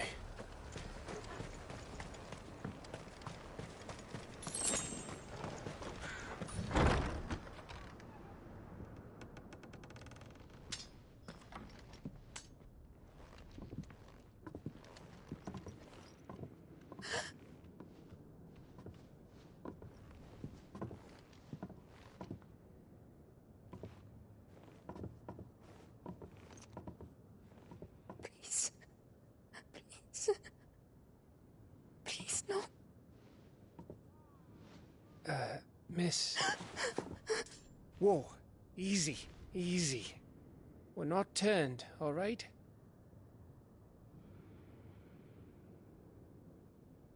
Who?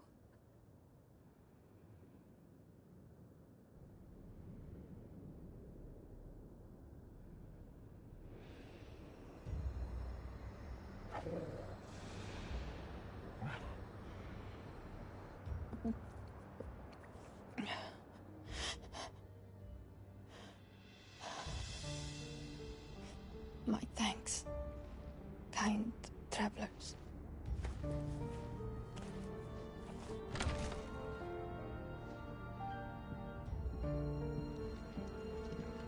Edda, forgive me for asking, but what went on here?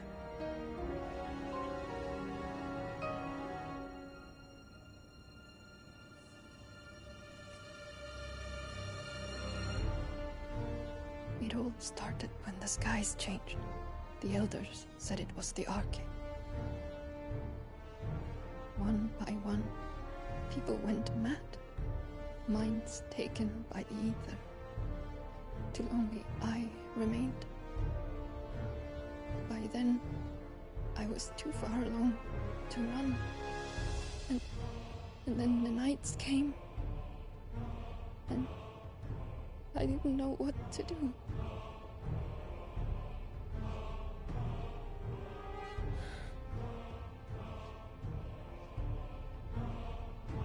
And this, Arcade is... Just a story. Something our grandparents told us when we misbehaved.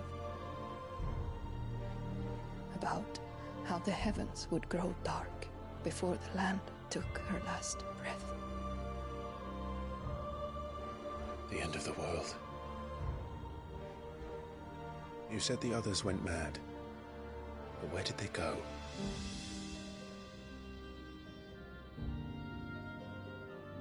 They all left. Drawn east to the tower, to Reverie. The elders, the healer, the blacksmith, my husband.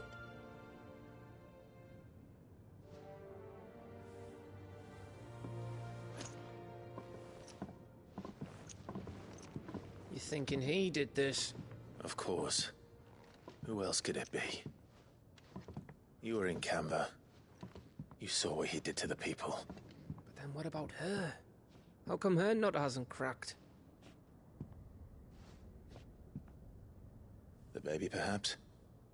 Could be protecting her from the ether. I can't think of any other explanation. You mean... it's a bearer? It won't matter what it is once Ultima's magic takes hold. Time's running out.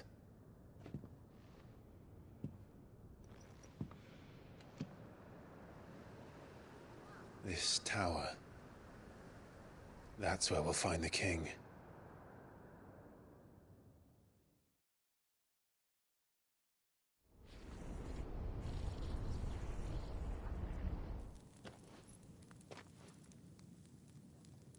I knew it. It's the same as Phoenix Gate.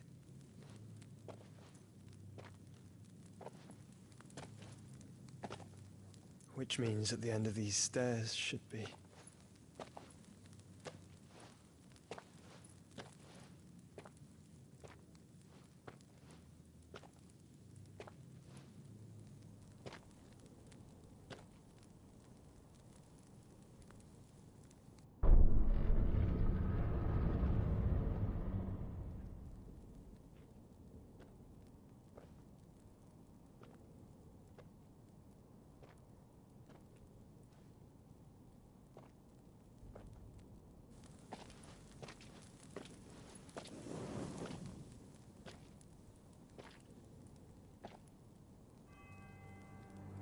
The mural is complete.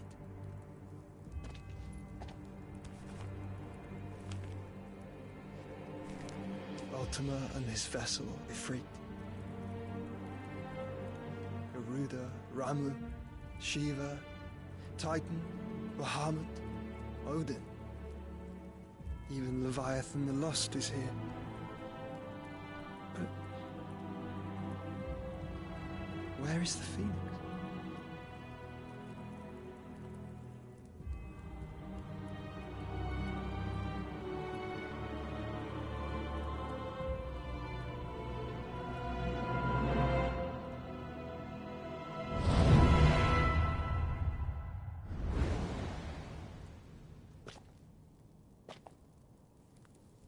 By the Founder.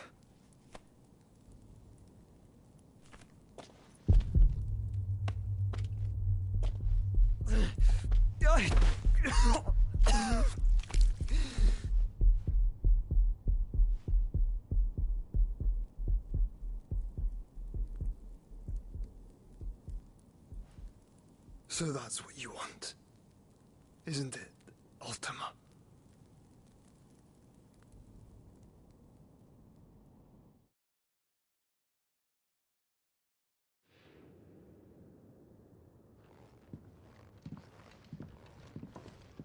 So that's how it's gonna be then?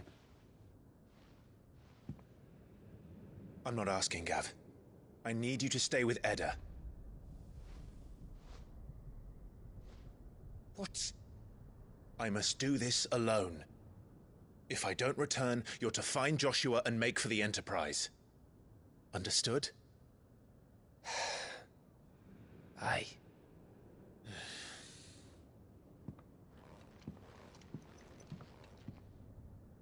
Just don't you go dying on me. Sid's name suits your miserable mug better than mine. Don't worry. I haven't finished with it yet.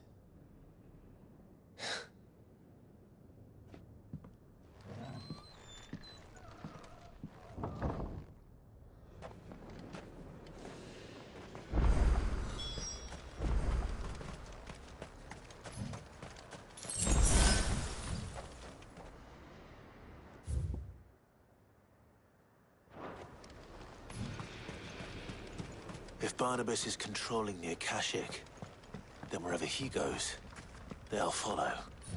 And so will I.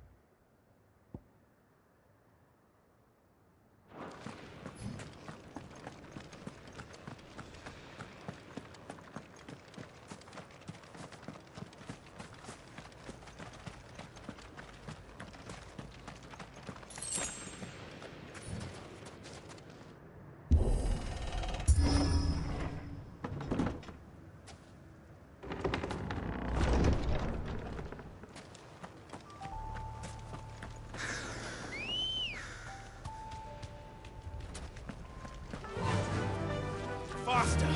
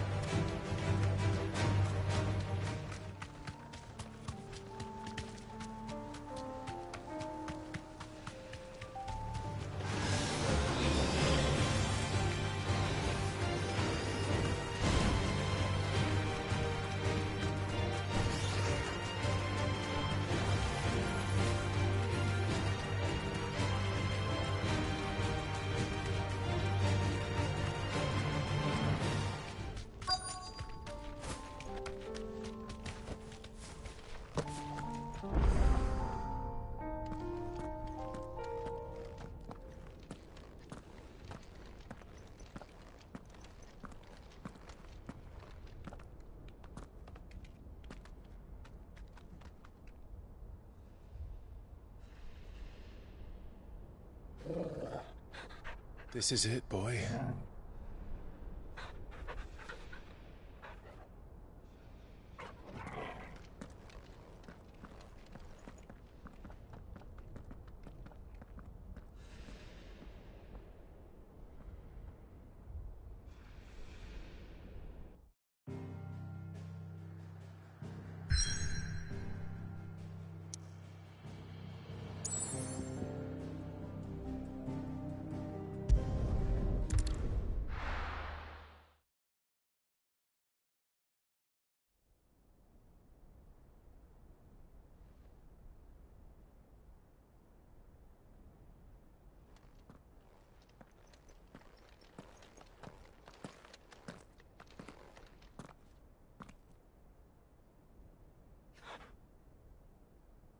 I've come for you, Barnabas.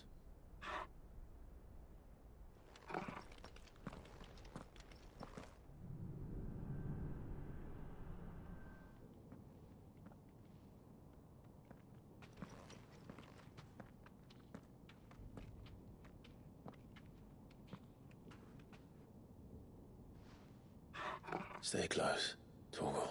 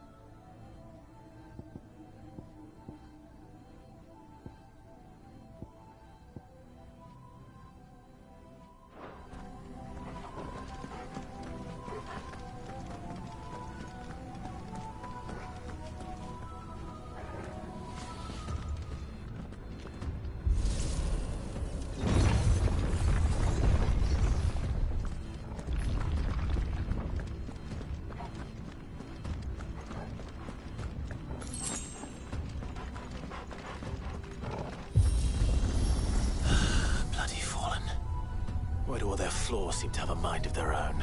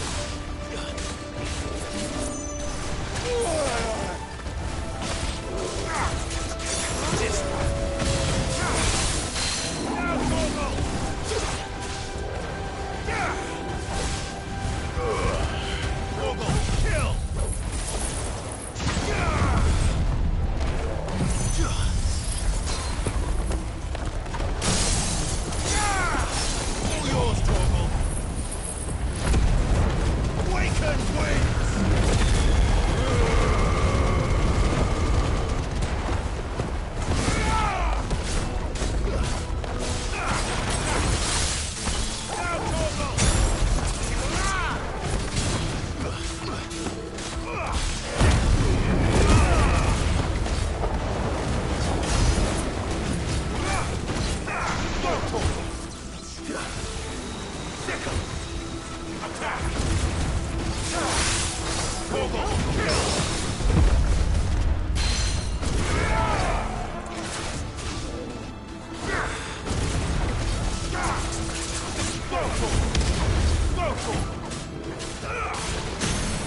Get him!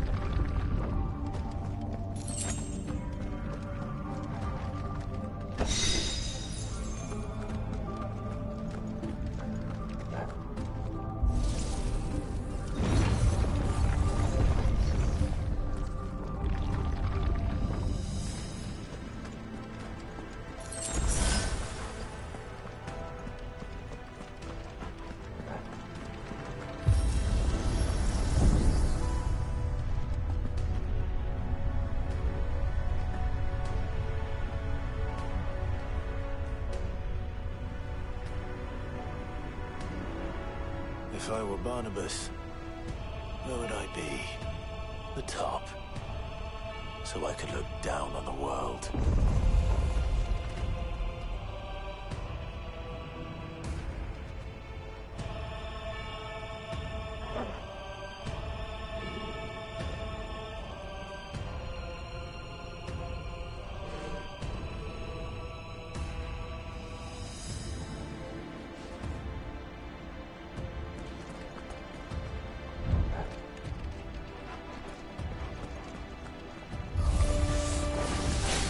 Ugh.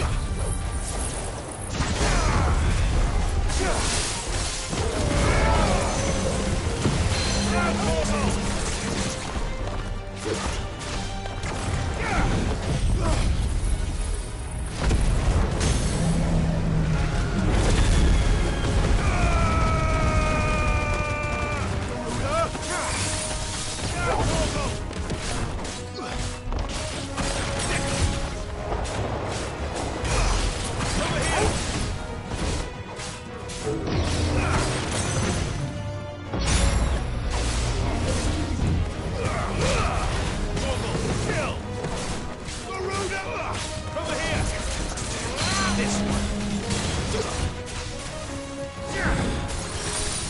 All yours, Torgal. Over here.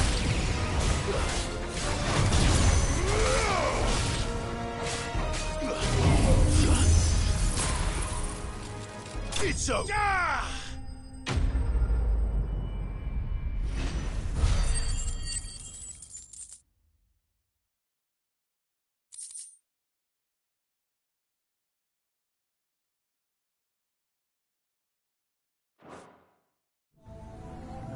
What was that thing? Hopefully there aren't any more.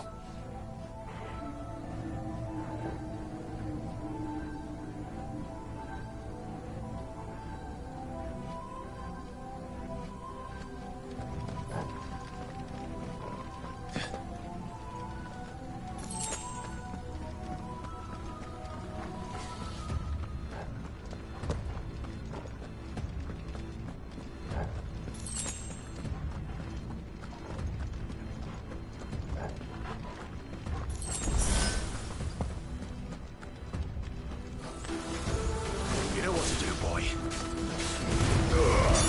Awaken! Attack! Get up!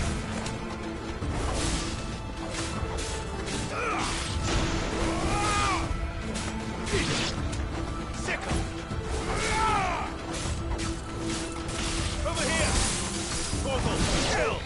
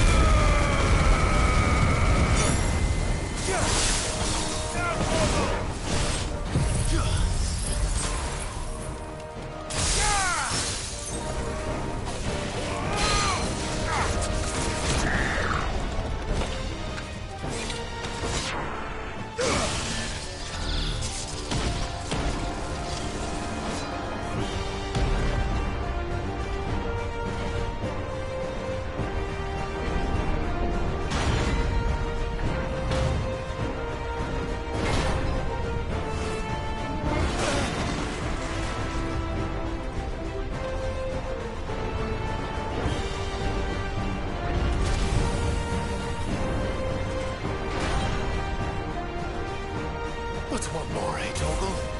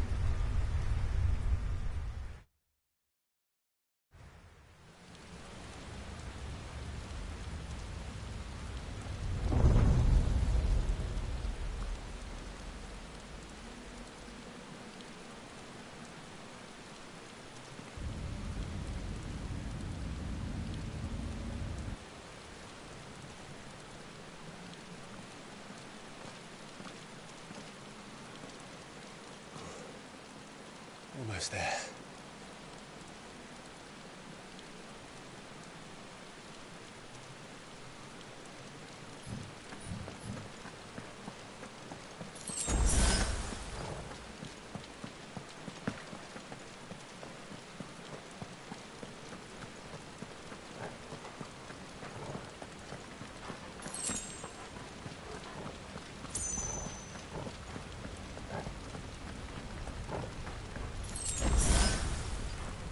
He's here. I can feel him.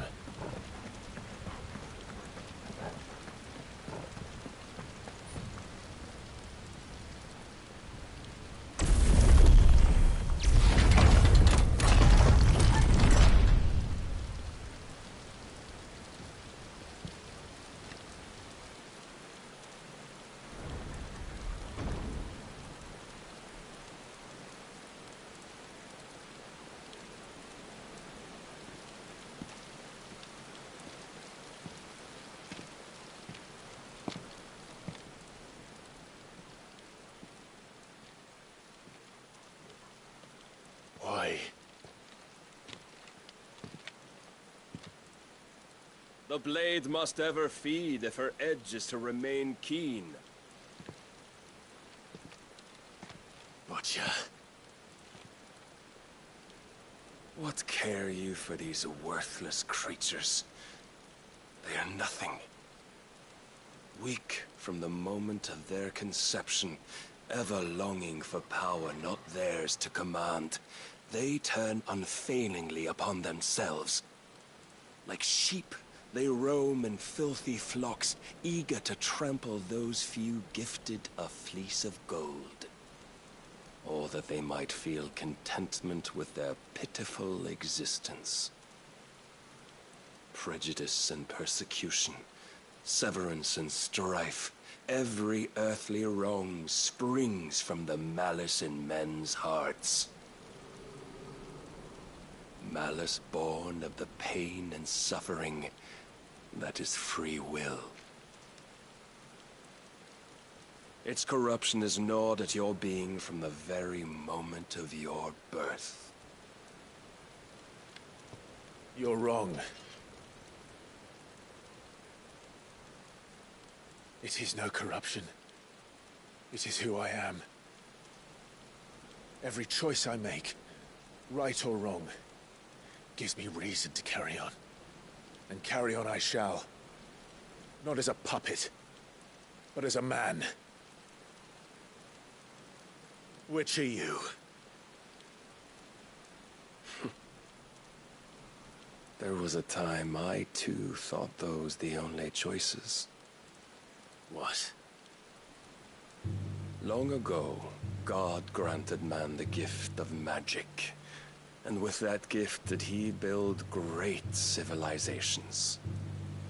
Yet over time, man lost sight of the gift's true meaning, stepping from the path of shared prosperity to one of avarice. He abandoned his creator for sword and flame, and through his folly, beckoned the blight. Yet, there were those few who refused to turn their eyes from the heavens, and they prayed to God that he might lead them back to righteousness. And the Lord, he did answer. Before the worthy shall the gates of paradise open.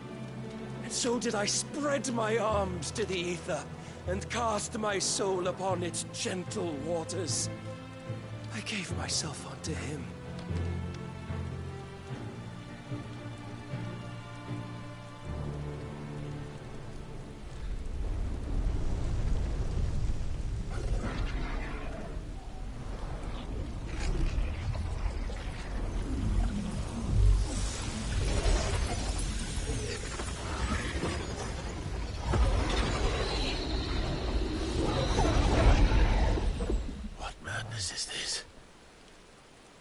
My worth proven, the Lord charged me thus.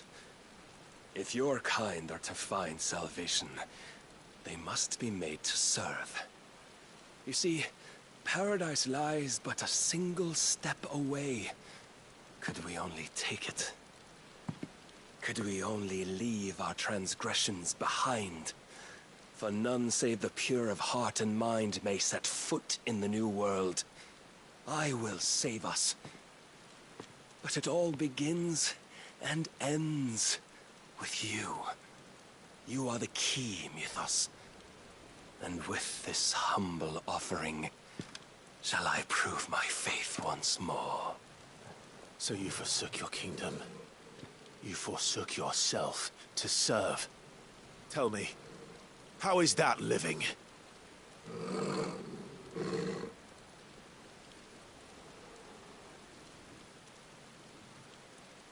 What you seek to provide is not salvation. It's anything but. Life is about always having a choice. Take that away, and we might as well be dead.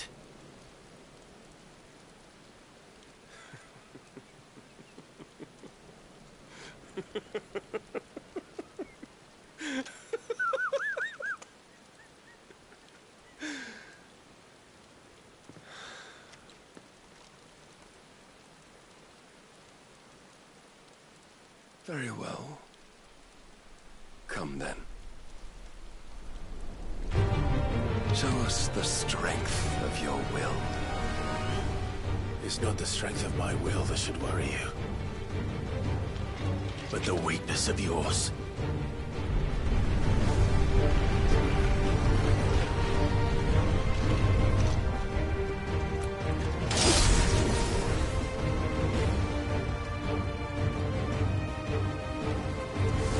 If you think your will the stronger, prove it. By this day's end, you shall know the truth.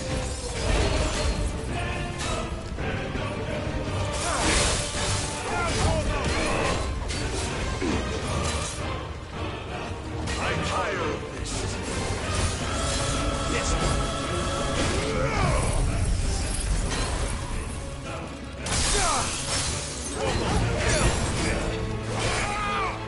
Over here! Blessed with the might of a god, yet still you fight like a man. Let's try.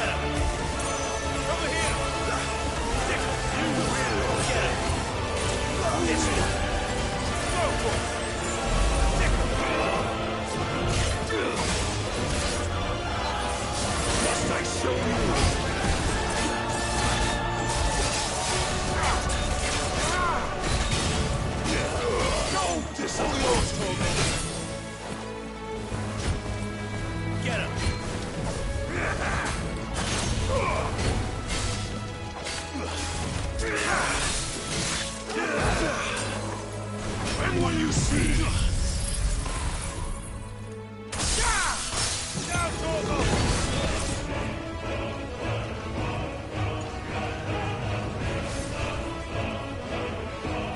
God chose you to serve as his vessel, and you cling to this foolish notion of hope when there is none.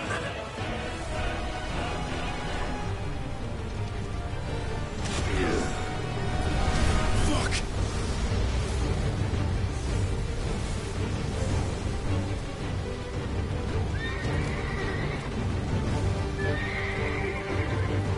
Desperate, are we?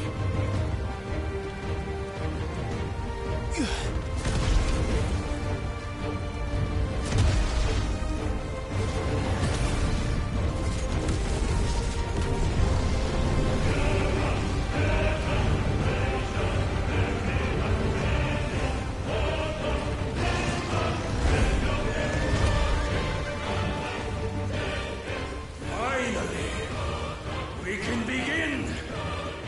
Yeah!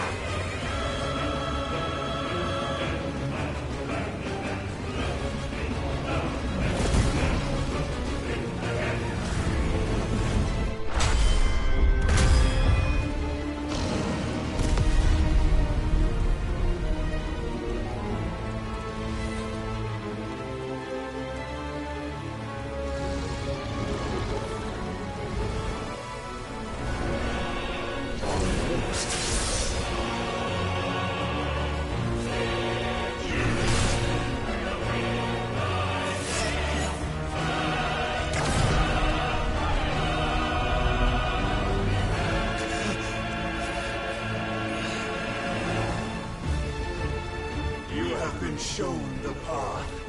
Now you must follow it.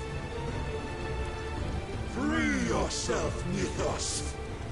You will not defeat me otherwise. We'll see. Perhaps you still require persuasion. Kill!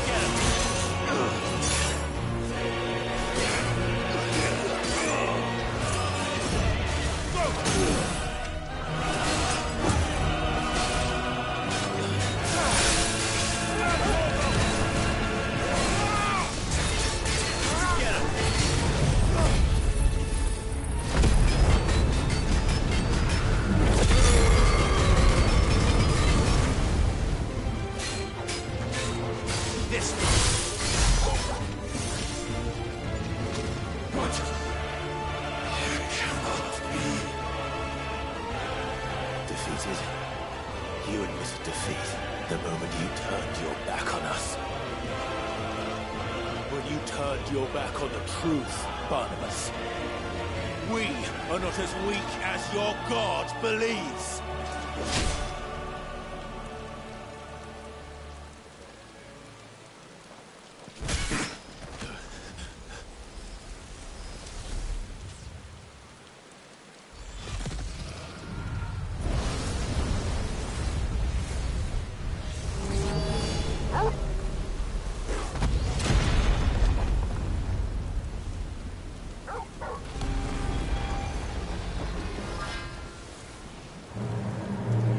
Damn it.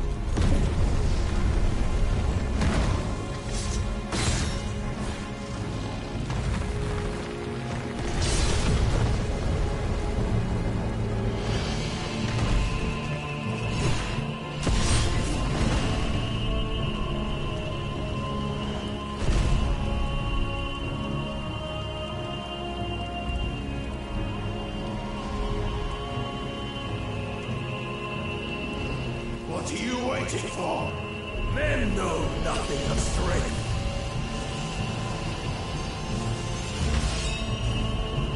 But you will.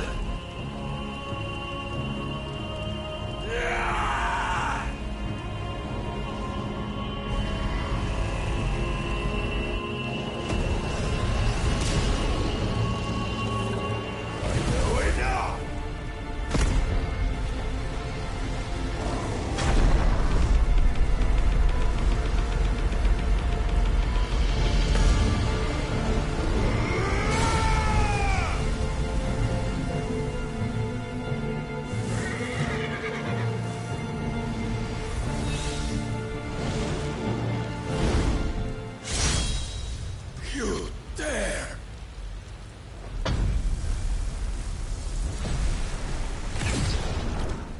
Could it be you have made a weapon of your weakness? My apologies.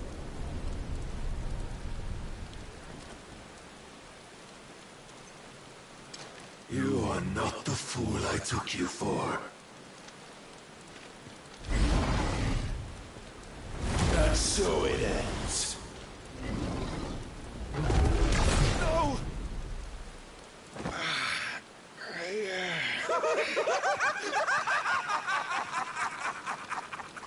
Don't tell me you are tired, Mythos!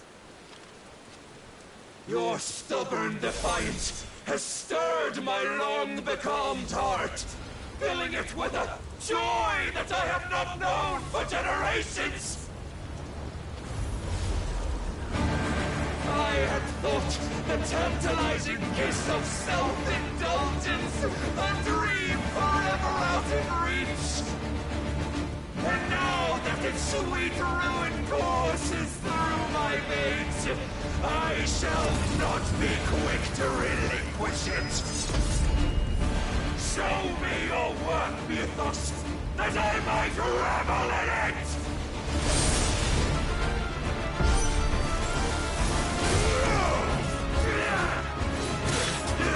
Slow.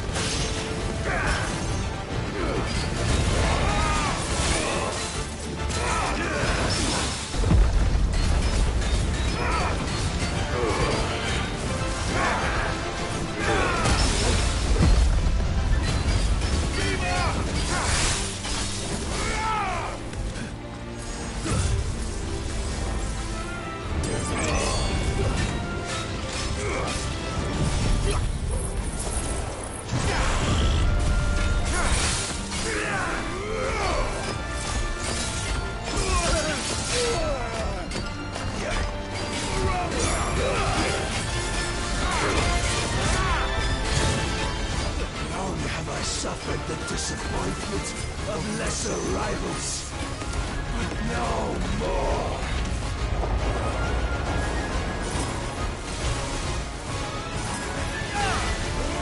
Oh, my constant congregation, salvation is come. Rejoice as our souls are granted peace unending. How do you know this day will come? What proof have you?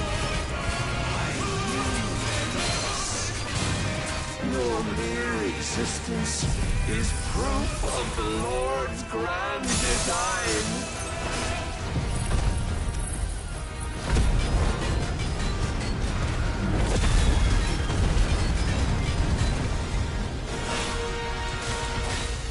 I'll never serve your god!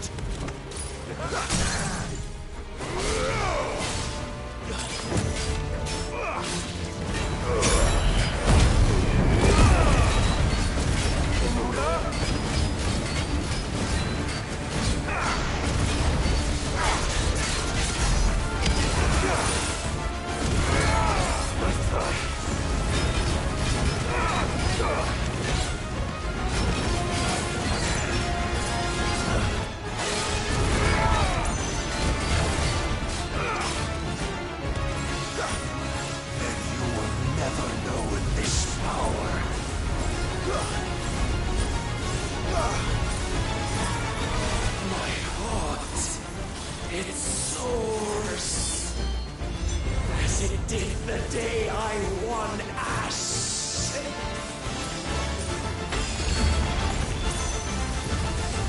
Since then, many have sought my crown, Ethos, but none could wrest it from my head. And another! Come!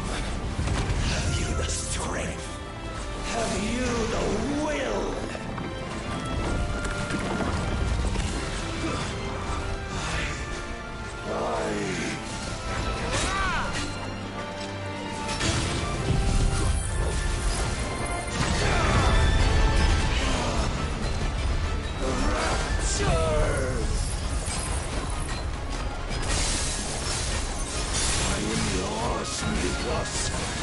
Claim me as your prize!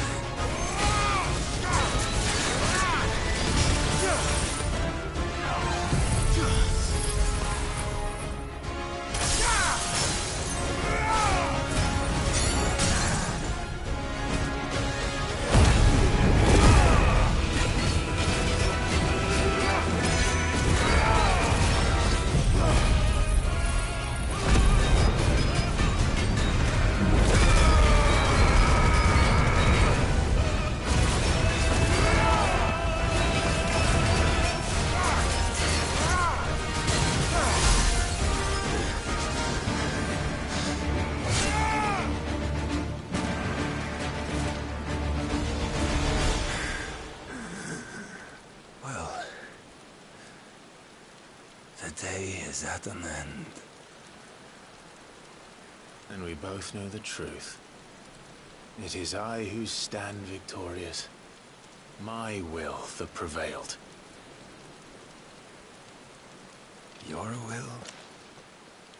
No. It was his.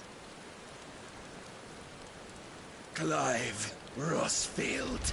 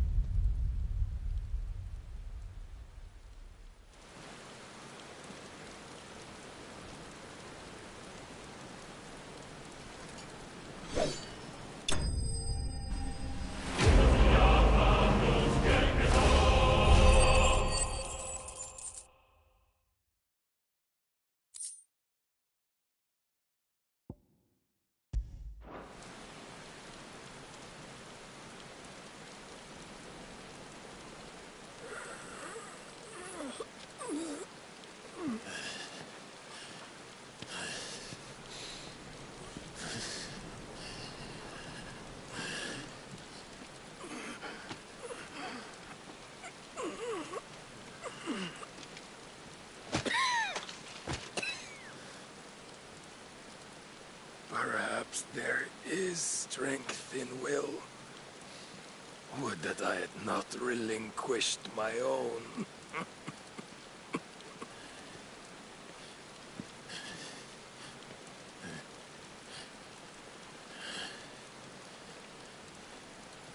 You relinquished nothing.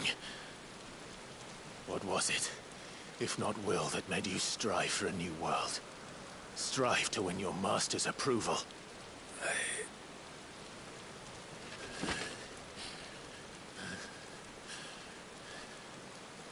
You were shown a fantasy, and you chose to believe it. But you were wrong. There is no world, but the one we live in. And that world is worth saving, even if it means killing a god.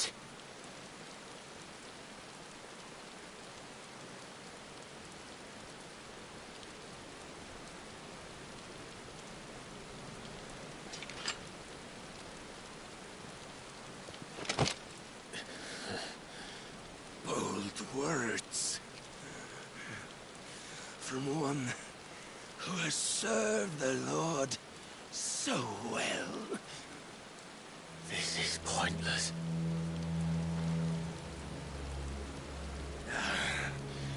But I almost forgot. I promised that I would make you presentable. Did I not?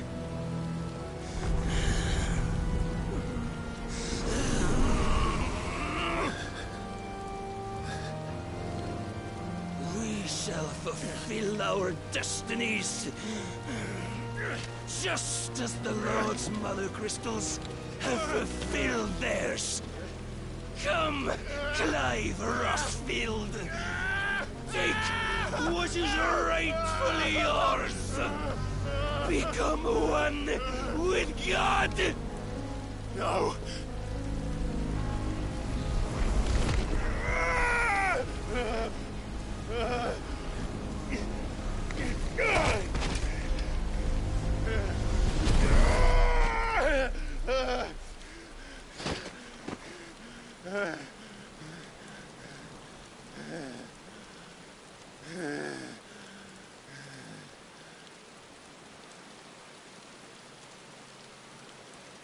At long last, salvation.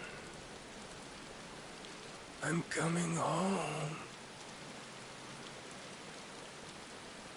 Mother.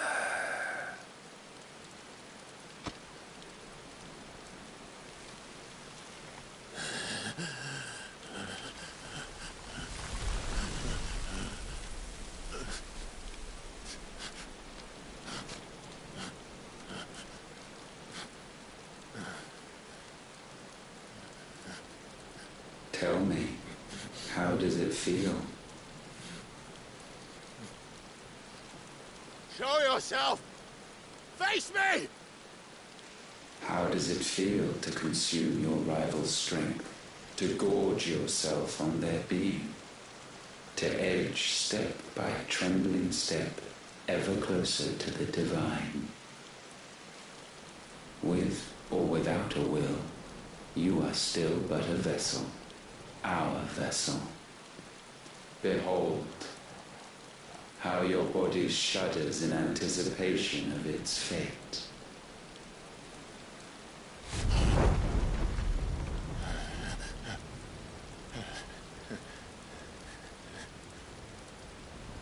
Oh, it's not yours yet. No. Come then, O wayward child. We shall await you upon the back of the first worm. There all shall end and begin again.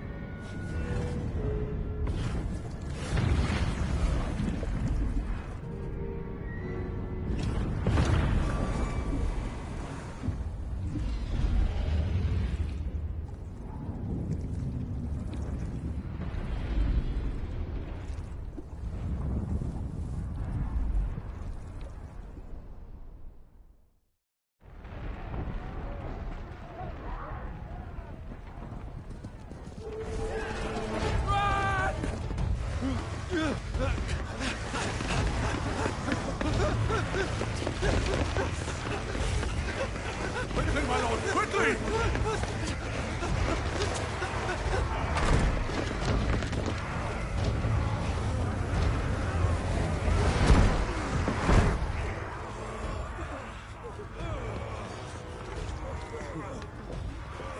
Why the hell is my city crawling with the captain?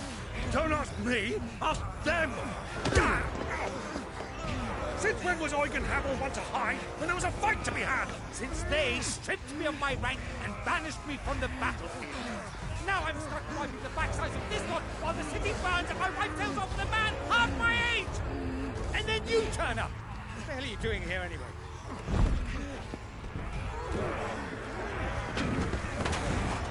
What indeed? The enemy numbers 200,000 or more, counting yours. There are simply not enough soldiers garrisoned in the capital to repel an army of that size. Then what of the central keep? Held by a contingent of soldiers and bearers from the surrounding boroughs. They are the sole reason it still stands. And all it took was an army on their doorstep to bring them together. The prospect of death does put things into perspective. Perspective. Perhaps it's what we've lacked all along.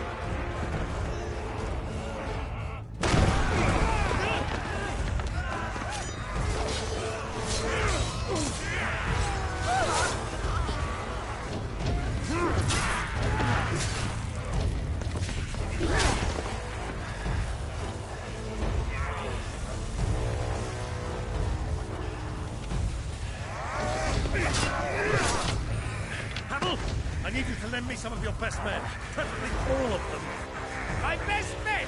Does it look like I have any more? I admit this might not be the most convenient time, but my nephew's in trouble, and I may have already promised him your help. Your nephew, the outlaw? Never! My soldiers have better things to do than die for nothing. Then you and he are of the same mind. Clive fights for the opposite. He fights for a world in which we shouldn't have to live and today to give us all a chance of a better tomorrow. Be that as it may, a handful of men cannot stand against a kingdom.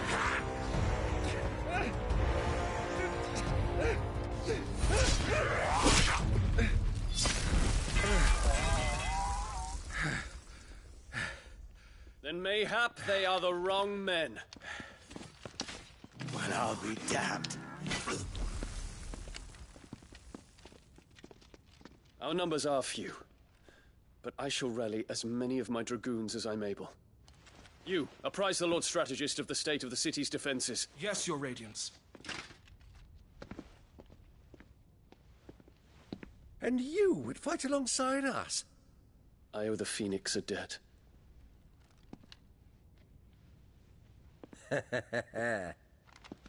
Does this vouch for my nephews? Aye, but I still have my doubts about you. Which we can discuss later. Indeed. You said you had men garrisoned in the keep. Captain, do you know how many yet remain? Allow me to confirm. Commander? Whatever their number, Randalar will be needing Gather the them bodies all. and build a pyre in the courtyard. Quickly. Terence. My lord.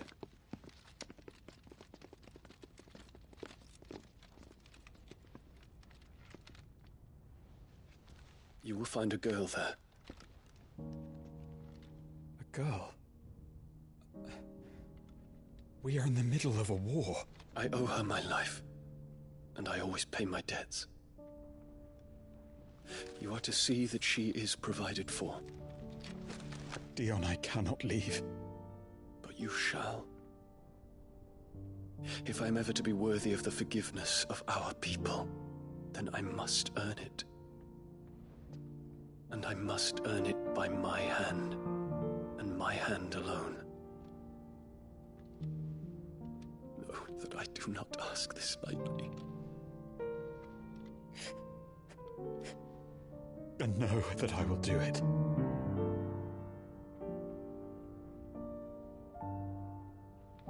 Farewell, Terence.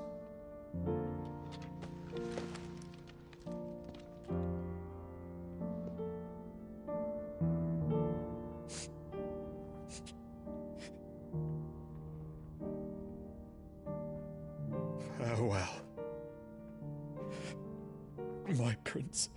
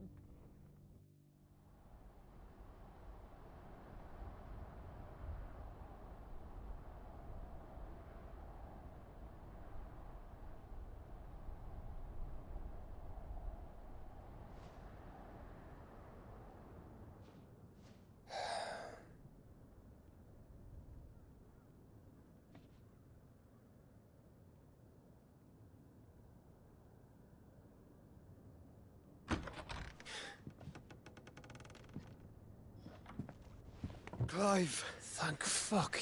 You alright? I am. But I'm a damn sight better for seeing you, Joshua. And Barnabas.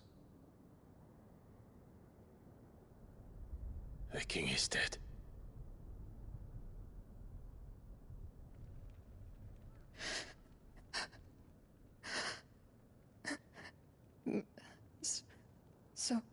So they're all...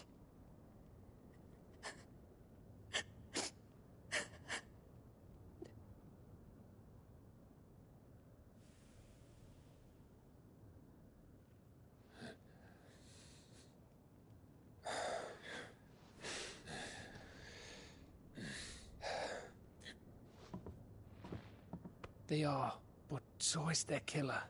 He can't hurt anyone anymore. You're safe.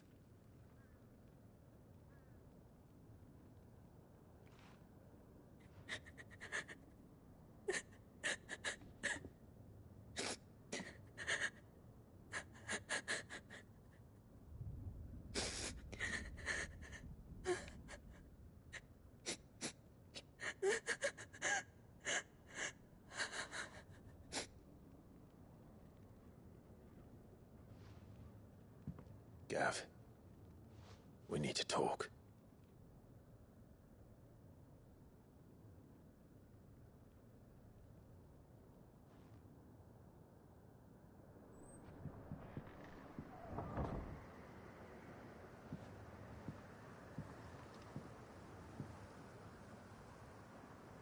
I'm sorry, Clive. You know I want nothing more than to go with you. I do. But I'm glad you're heading back to the Enterprise nonetheless. And not just for Edda's sake. Our people need to know what happened here. You can count on me. As can she, I hope. Thank you, me lords.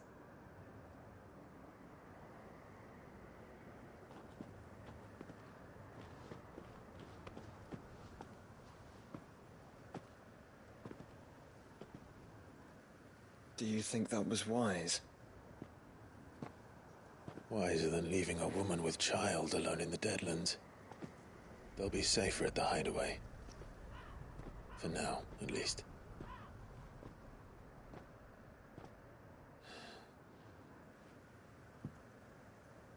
This land is overrun with Akashic.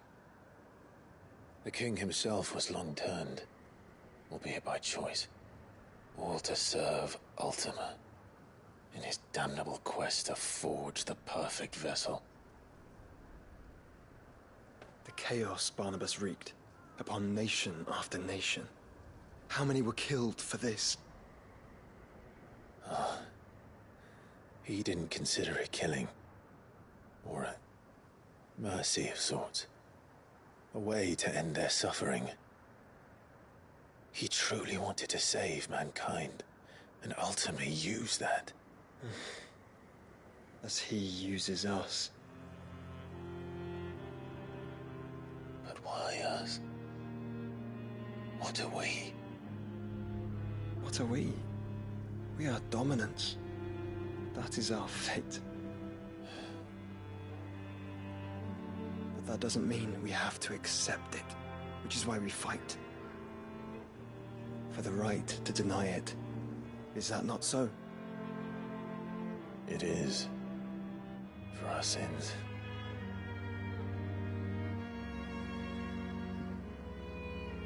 Barnabas said something else.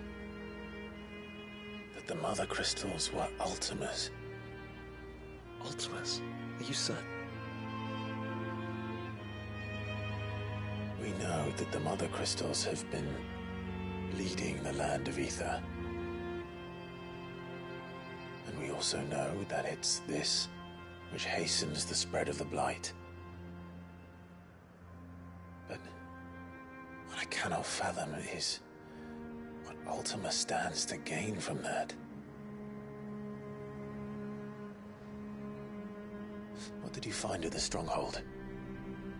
The truth about Ultima's prize. For so long, I believed it to be you, and you alone. Yet, it is not merely a freed that he desires, but a freed and phoenix both. That which we became in the skies over Twinside. Only when the twin flames are joined shall his vessel be complete. Quite why he needs a vessel is another question. Unless there is something he cannot achieve without one. Something his immaterial form precludes. Something requiring an unthinkable amount of ether and a body resilient enough to channel it. If I did not know better, brother, I would think that he meant to cast a spell. A spell 1,000 years in the making. A spell to end all spells. And he cannot do it without us. Nor without the Mother Crystals. But if we destroy them all, we will stop not only the Blight, but Ultima as well.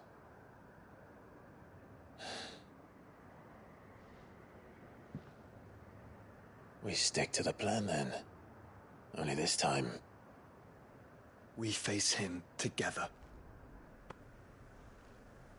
Well, It's a long walk to Stone here. Let's not keep Ultima waiting.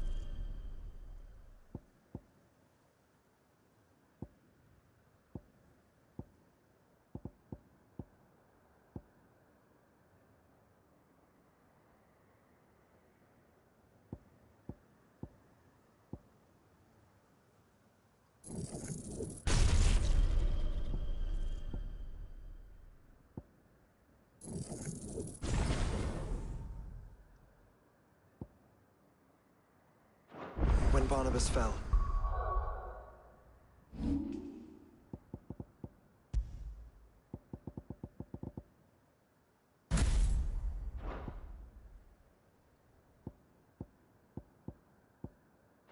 his magic died with him. The road to Stone here is barred to us no longer.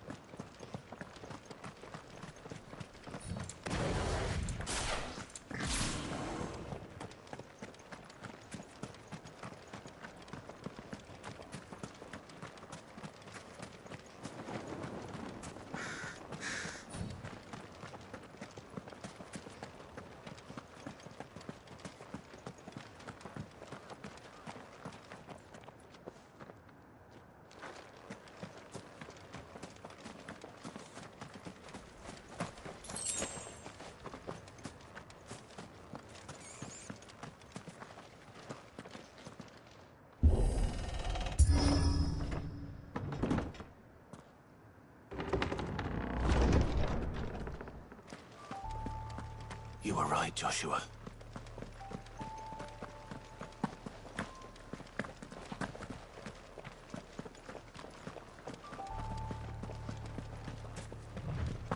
Bodies up ahead.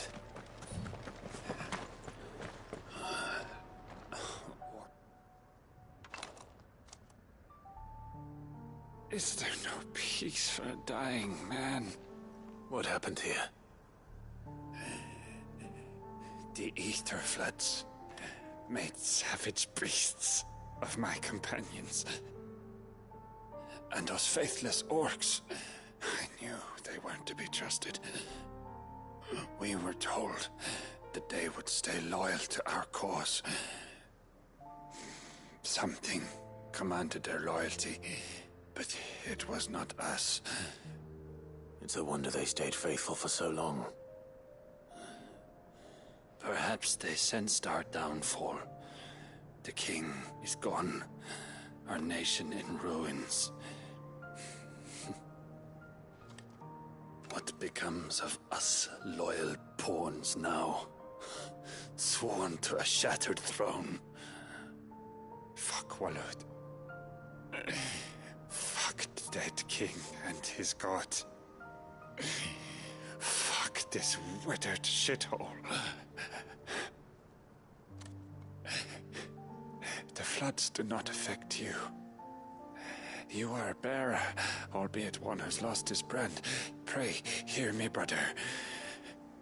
Will you grant this pawn his final wish? Will you lay my dying soul to rest? Of course. What do you need? Finally, some luck. Beyond the castle walls, towards Stonehere, there is a forest. Never turn. My parents are buried upon a bluff, nestled amongst the trees. Theirs was the only love I ever knew. I was torn from them in life, but perhaps I can return to them in death. Take my ring. See that it rests beside their bones.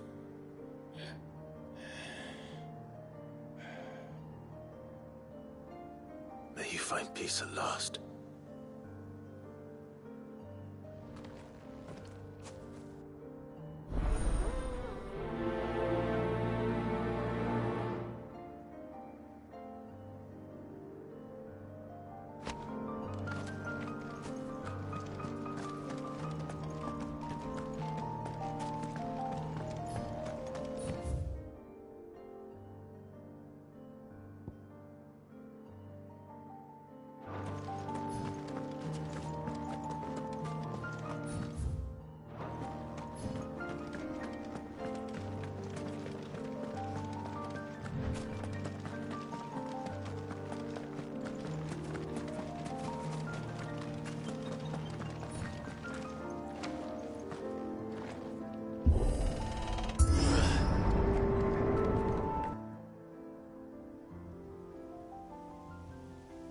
Don't tell me. The only way to the capital is through that gate, just as you surmise. There's an army down there, Joshua. Yes, but I don't see any dominance.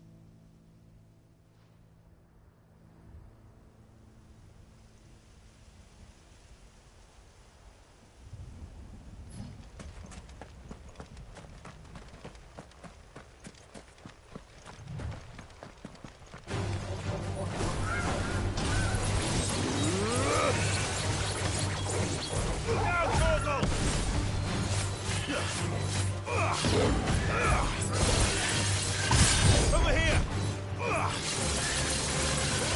Get him!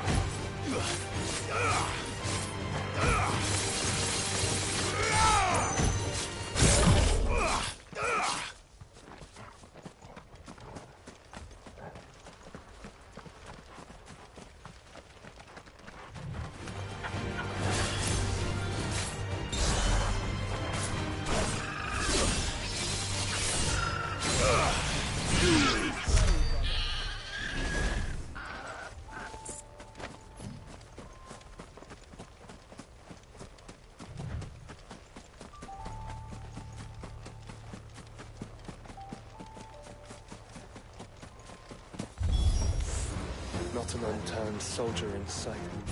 Then we end their suffering. This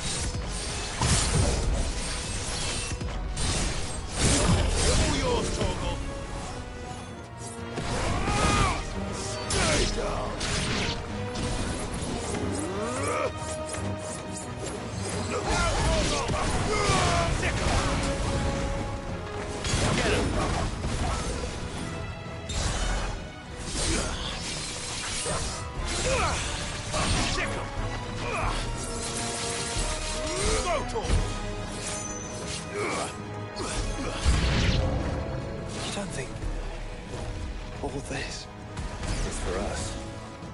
I wouldn't put it past Ultima. He's made nothing easy so far.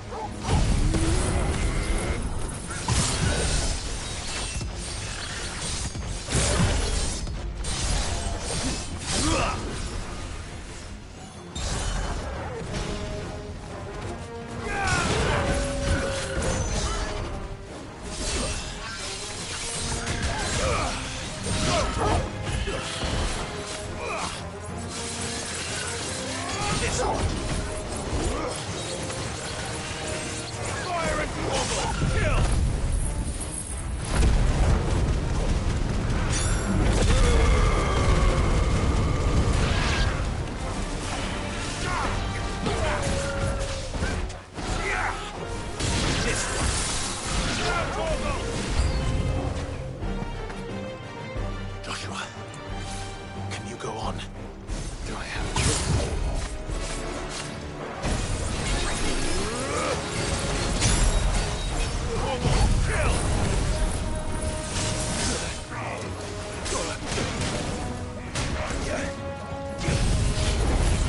Rise again, boy. Get him!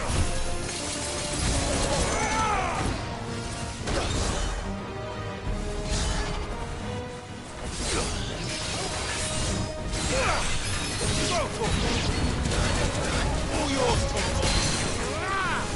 Over here.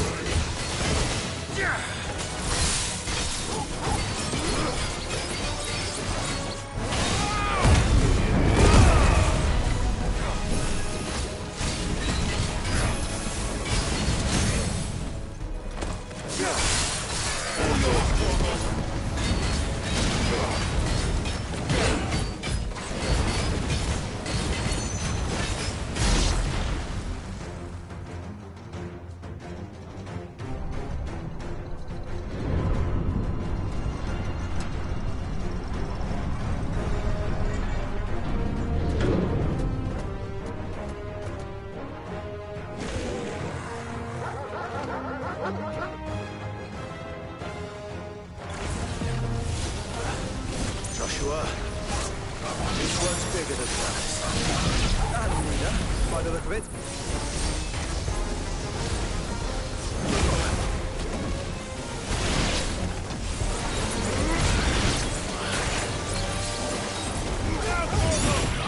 Mercy! Clive!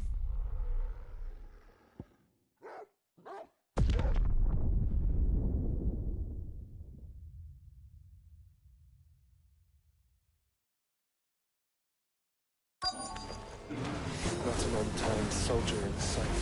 Didn't get their suffering. Get him!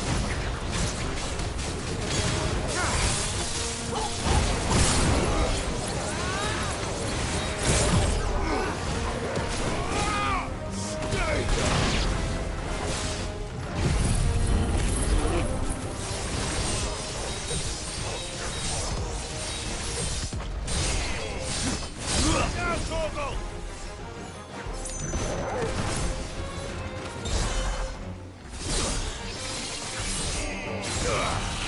Over here! Attack! All yours, Torgal!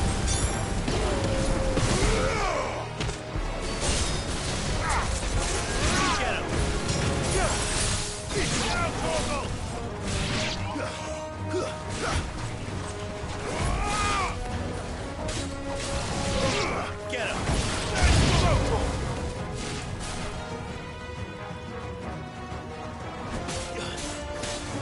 this! Torgal,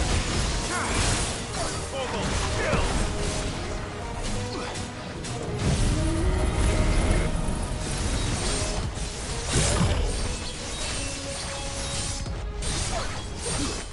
Now, Torgal!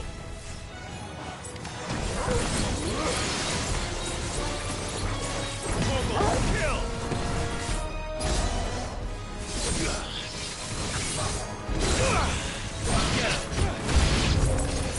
You don't think all this is for us? I wouldn't put it past Ultima. He's made nothing easy so far.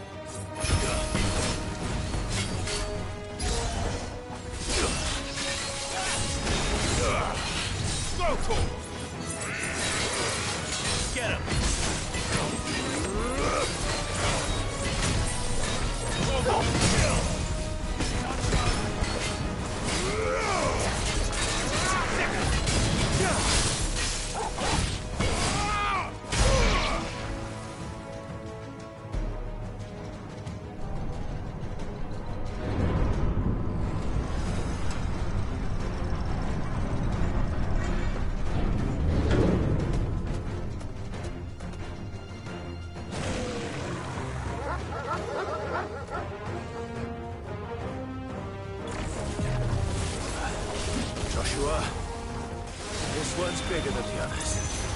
And Nina, by the look of it.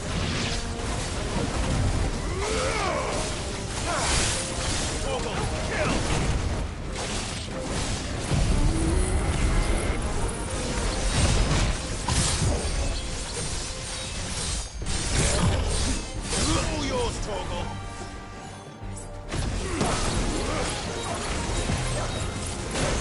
Torgal, kill!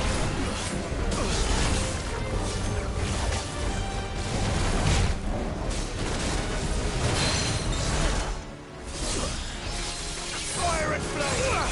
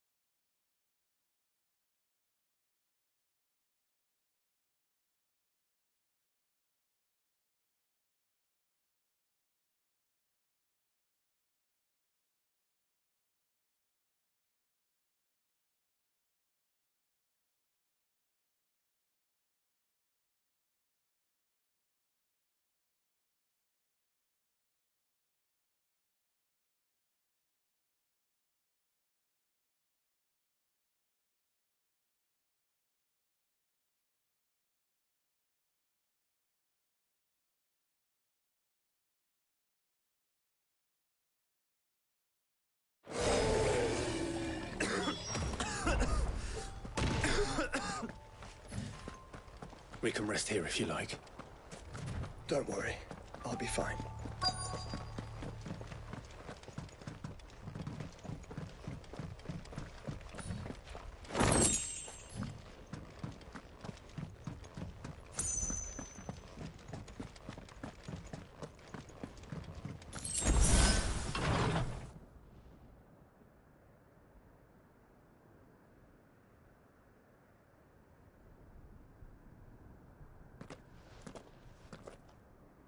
Look, Clive.